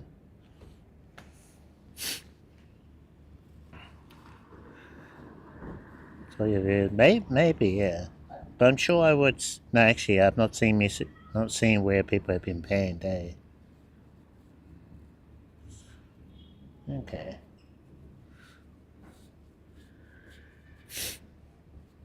I was getting quite a few trolls, maybe a week ago. So I had to bump up the security and stuff. So maybe I need to dial it down. Because I haven't had those troll messages since I did that.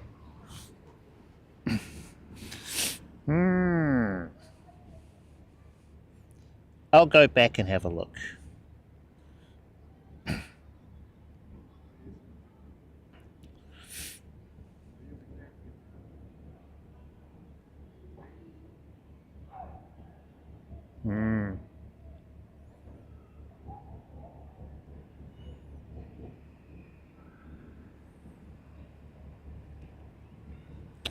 And if you change exposure, it probably brightens it for both, eh?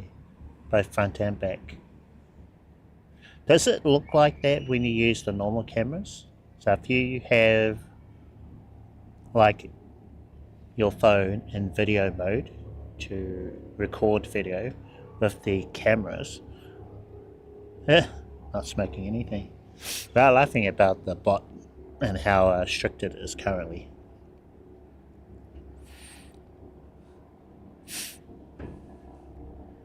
Not smoking anything.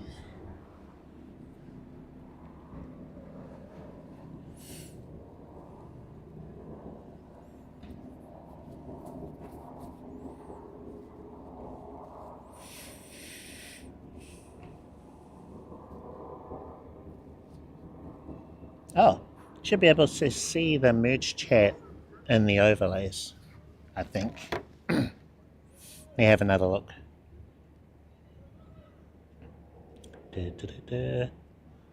Are you watching the stream vertically or horizontally?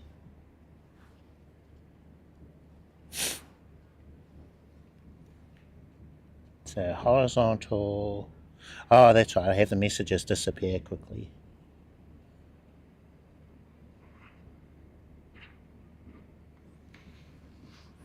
There, try. Gonna send a message from Kick. Yo.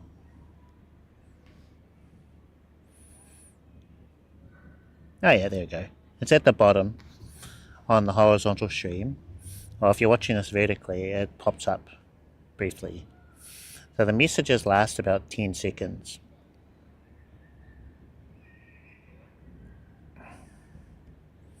I have it set like that because, let's see, one of the chat overlays I want to use, it doesn't filter YouTube messages if they're being, what do you call it?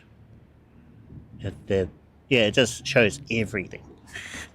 Even messages that were deleted. Am I popular? I don't think so. Nah. Nah.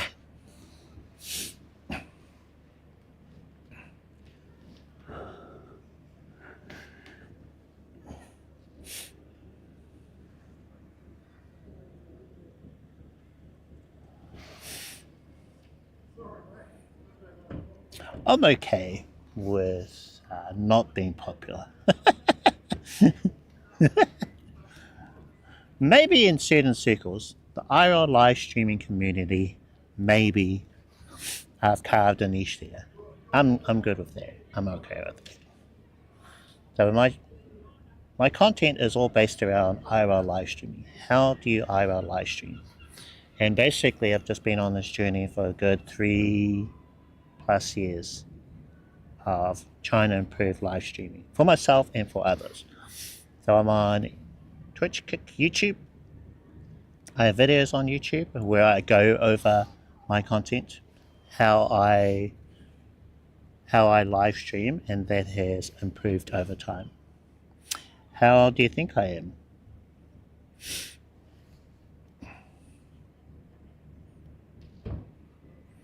I've never actually revealed how old I am. I'm too paranoid. So I reckon with the whole identity theft thing. So I never give too much of my info out because I don't know, who's watching. Maybe there's some dodgy person out there who's taking notes.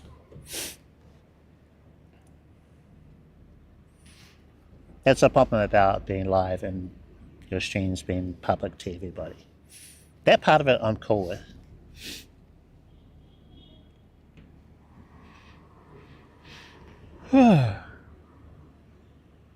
I've been saying I'm 21, which is obviously a little bit off. But yeah, okay, 34. Yeah, sure. That's my joke answer, because I know someone, whenever I ask them how old they are, they just say, oh, I'm 21. I'm like, okay. That's always the answer. So I've adopted that one. I'll just say I'm 21 for the lols.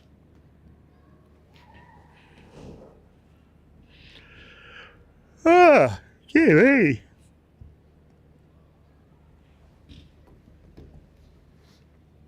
When I use, okay Mike, when I use video selfie on camera it is fine in the dark, but when I use IRL Pro it's super dark in the, oh, that sounds like the app isn't using whatever technology is in the selfie cam to make it brighter. So whatever happened between the S23 to the S25, the app isn't, you know, updated for that. And I don't think you're going to get an update. Have you tried IRL whatever? Like, Mike is on kick, in case you're wondering.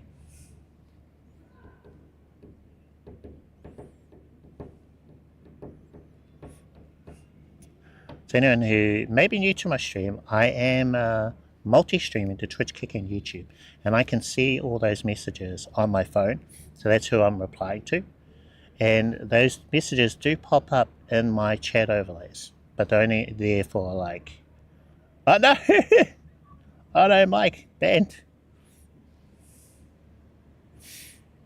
I'll unban you.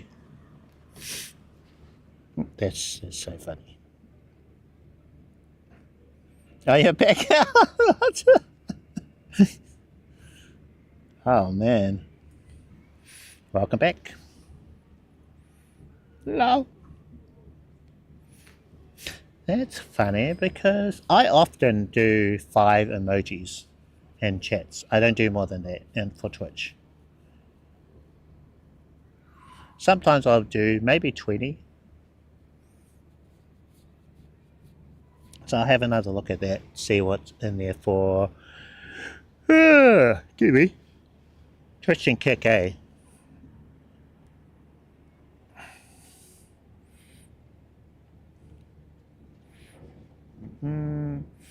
Alright, Mike, I read that one. Mike, there will be a new problem when you set your new phone. Oh yeah, well, my next immediate phone will be an iPhone. I need to upgrade my 11 to something newer, and then I'd upgrade my Android. I like being on both camps, iPhone and Android, so yeah, that will be some time away because I think there's still good life out of the S23 Ultra. It's only like 3 years old.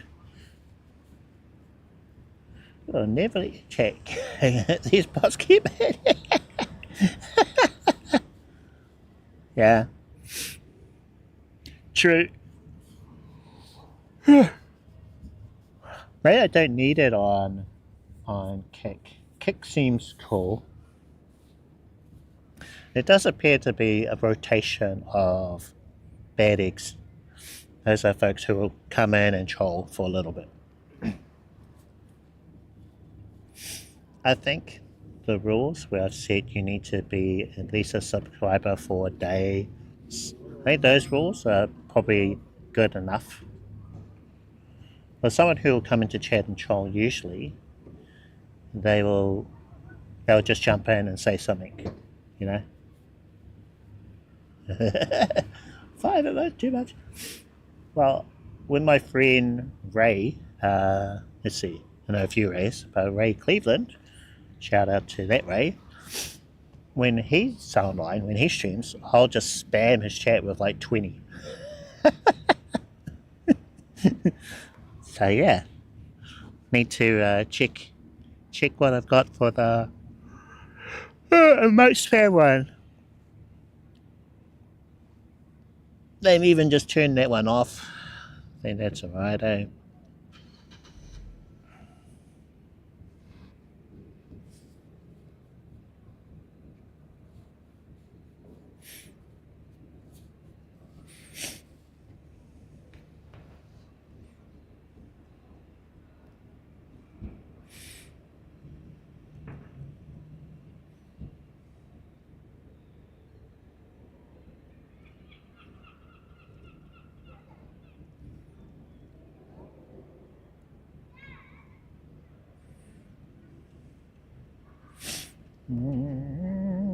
Okay, just jumping around the different streams. Twitch, looking good. Loving this dual format thing. It's so cool. I am a fan. I'll jump over to YouTube. See what's happening over there. What is this? Got a notification. Alright. Is it someone who's been banned? Hey, I was just in your chat and then I was banned for posting emojis. No, it's not. Okay. I have an Orange Pi 5 Pro, not a Plus, but it's not working. Is impossible. No way for me to make it work. Well, that's the thing, hey. Like, I can make assumptions about something that is similar to what I have, but I wish I could, like I had a pro to be able to say, answer that question. That's a hard one.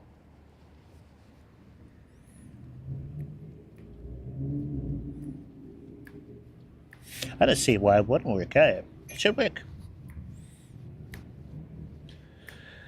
There might be a better question for Mit will know. He probably has one. Probably got like 20 of them. I think he bought up all the stock of all the Orange Pies.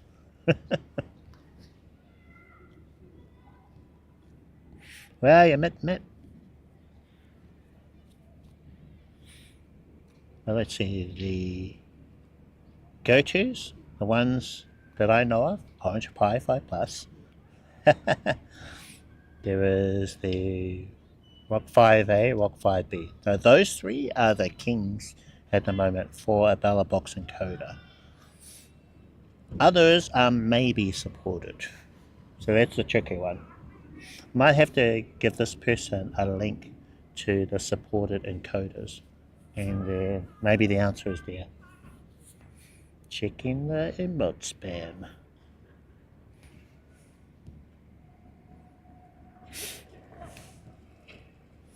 I'll answer that one later. Have I answered this one? I'd be curious to see how it holds up. Oh yeah, I've read that one. That was from Wyatt. And it was in regards to the TVu Go app and crowded places with lots of wireless devices around. What was my reply? So far, I'd say it would perform better than the majority of other streamers in the same situation where you'd have 2 or 3 bonded connections. This is the TVu Go app. That app supports cellular plus Wi-Fi and Ethernet if you have a way to get Ethernet into your phone. I have so far only tested it with cellular and Wi-Fi, and I know it works really well. It's really good. There's also a lot that's out of your control, like wireless interference. I think that's what we were getting earlier, and overlaid cell phone towers. So these are things you can't account for. But I'll be testing it out for sure. Yeah, I want to do the train test. I tried to do that the other day, but that's when I had issue with the vertical dual format, and then had to switch up my entire setup to what I'm using today.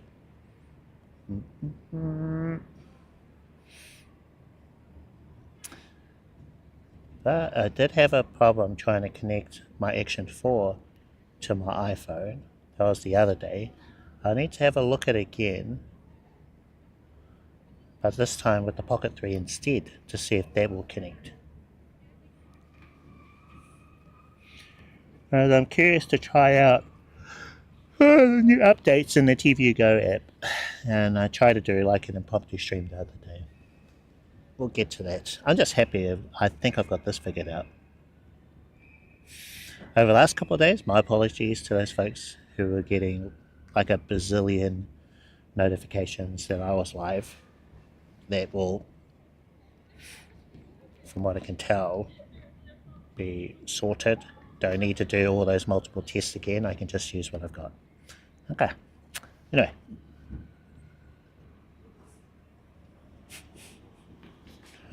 Just heard my yawn in the preview.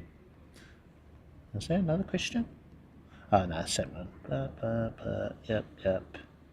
Okay.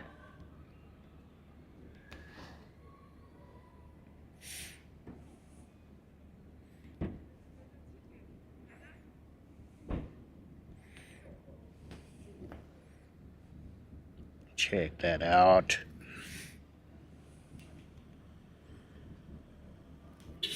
I want YouTube to have the same implementation of dual format that Twitch has. If they could all do that, it'd be so cool.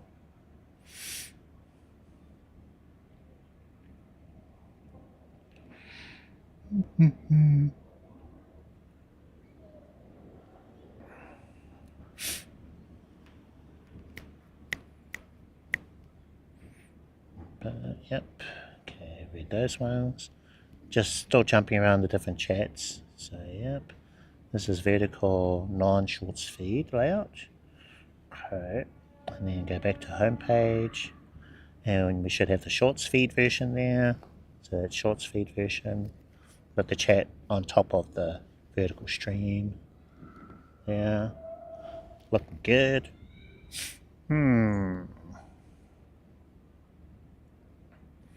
And then, well, oh yeah, I can look at Kick on this phone, on my StreamYard phone.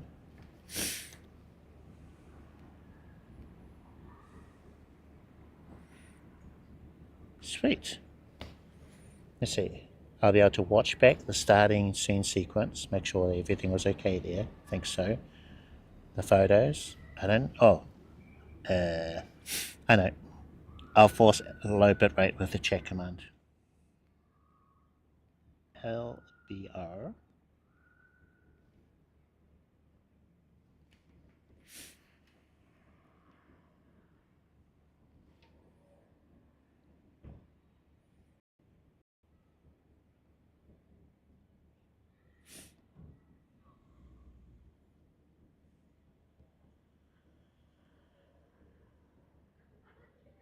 Okay, so it worked over on the vertical stream. Quite a bit delayed on the horizontal. Okay, that worked. Cool. And we've already gone BRB, so I don't need to test that. I'll switch back to live. Keeping an eye on the horizontal and the vertical.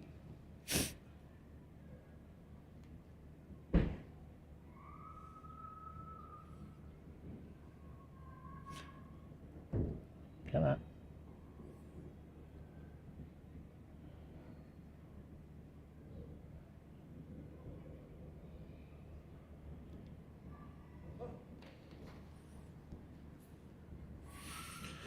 Now, how do I'm trying to think of how to even describe the dual format system that I've set up.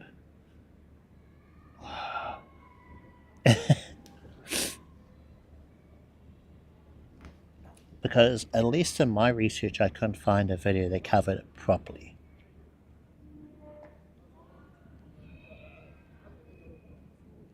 Yeah, it's going to be a hard one. Once I figure it out, map it out in my head, the different steps, it might have to be like a broad overview rather than every single step, which I'd love to do, but I don't know if I can replicate those steps again.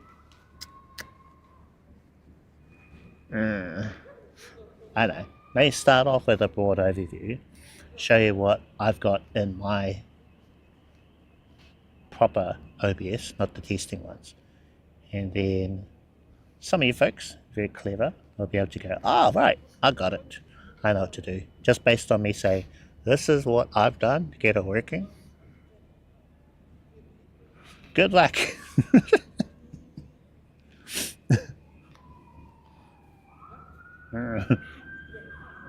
And then I could do a follow-up video later once I've thought through it properly. It's also very early days. So maybe something that I cover in the broad overview could change later on. So that's how I have to do it. But let me try and verbalize some of it. Firstly, in OBS, I have OBS signed into Twitch and have enhanced, what do they call it? Enhanced broadcast, what am I call it? Enabled. It's set to auto, I think, for the video and the video tracks. There's some settings below enhanced broadcasting, So those are all set on auto. What I can tell you now is if you select bandwidth test mode, it does work to both the horizontal and the vertical stream. So that works. I was wondering, if you do bandwidth test mode for just a regular horizontal stream, then your viewers don't see the notification that you're live, and you're not actually live on your account. It is a bandwidth test. It's checking your connection. But you can use that to test things. Now, for example, I had bandwidth test mode enabled and also enhanced Twitch broadcasting, whatever. That also enabled. Then the multiple RTMP output plugin, I had the YouTube horizontal stream enabled to start going live when OBS goes live. Same thing with ATEM vertical, with the vertical stream to YouTube enabled, and then both of those streams I'd set as unlisted. So when I go live in OBS, hopefully this is making sense. When I go live in OBS, it also goes live to YouTube horizontal and vertical, but they're unlisted, so you're not sending out all those notifications. I was able to do that earlier today before this one. So I wasn't live to Twitch, and I was live but unlisted to YouTube vertical and horizontal. And then I could review them later to see, yeah, we've got a proper horizontal stream. Yeah, we've got a proper vertical stream. Also had Kick, which was in the multiple RTMP output plugin, turned off, so it wouldn't go live when OBS went live. And then the YouTube horizontal output in the multiple RTMP output was retrieving the encoder settings from the Twitch one, which wasn't actually live. It could still pull that encoder settings and everything. Same thing with the vertical.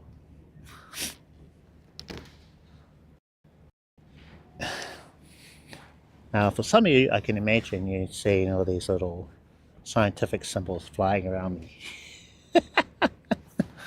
That's the kind of brain wrapping that I had to do to try and go away.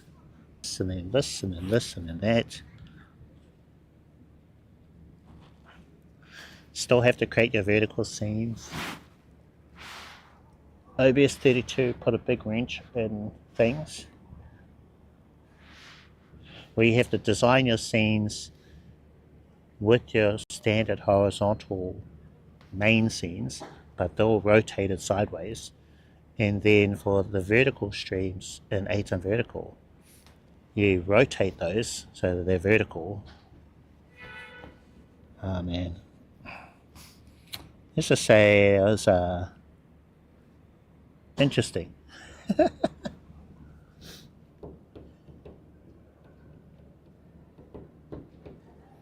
Anyway, fun times. This past week or so has been a very interesting one.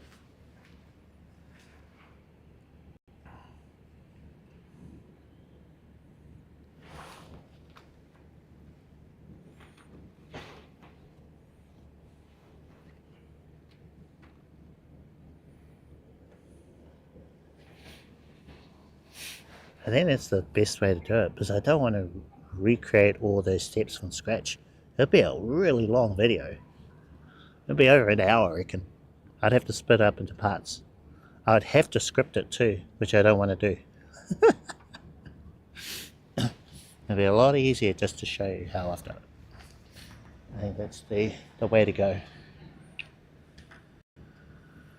Wow. The picture looks really good on my little thing.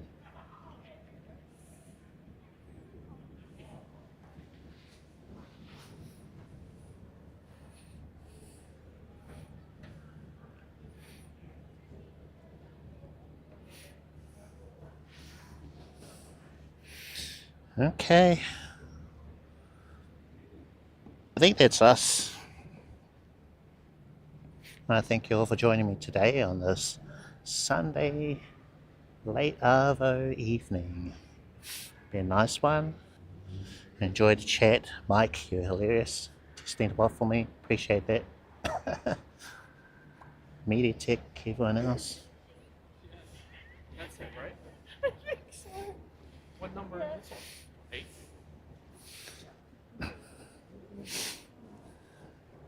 I don't think you guys could see that RGB seat back there.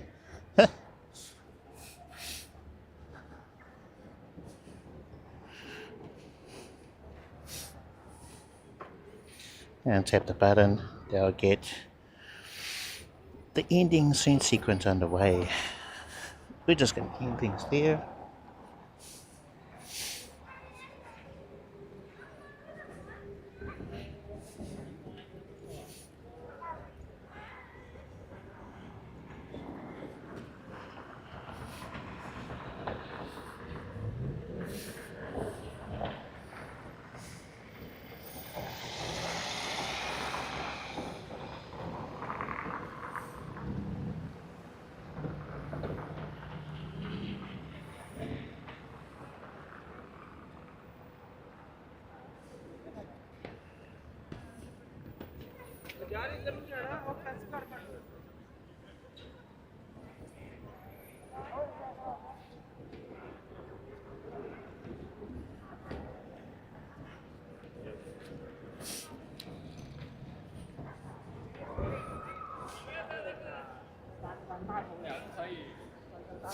Yep, so I hope you have a great rest of your day, night, evening, weekend.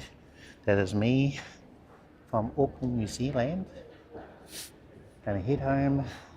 It's nice and warm. And I will see you guys next time. Take care.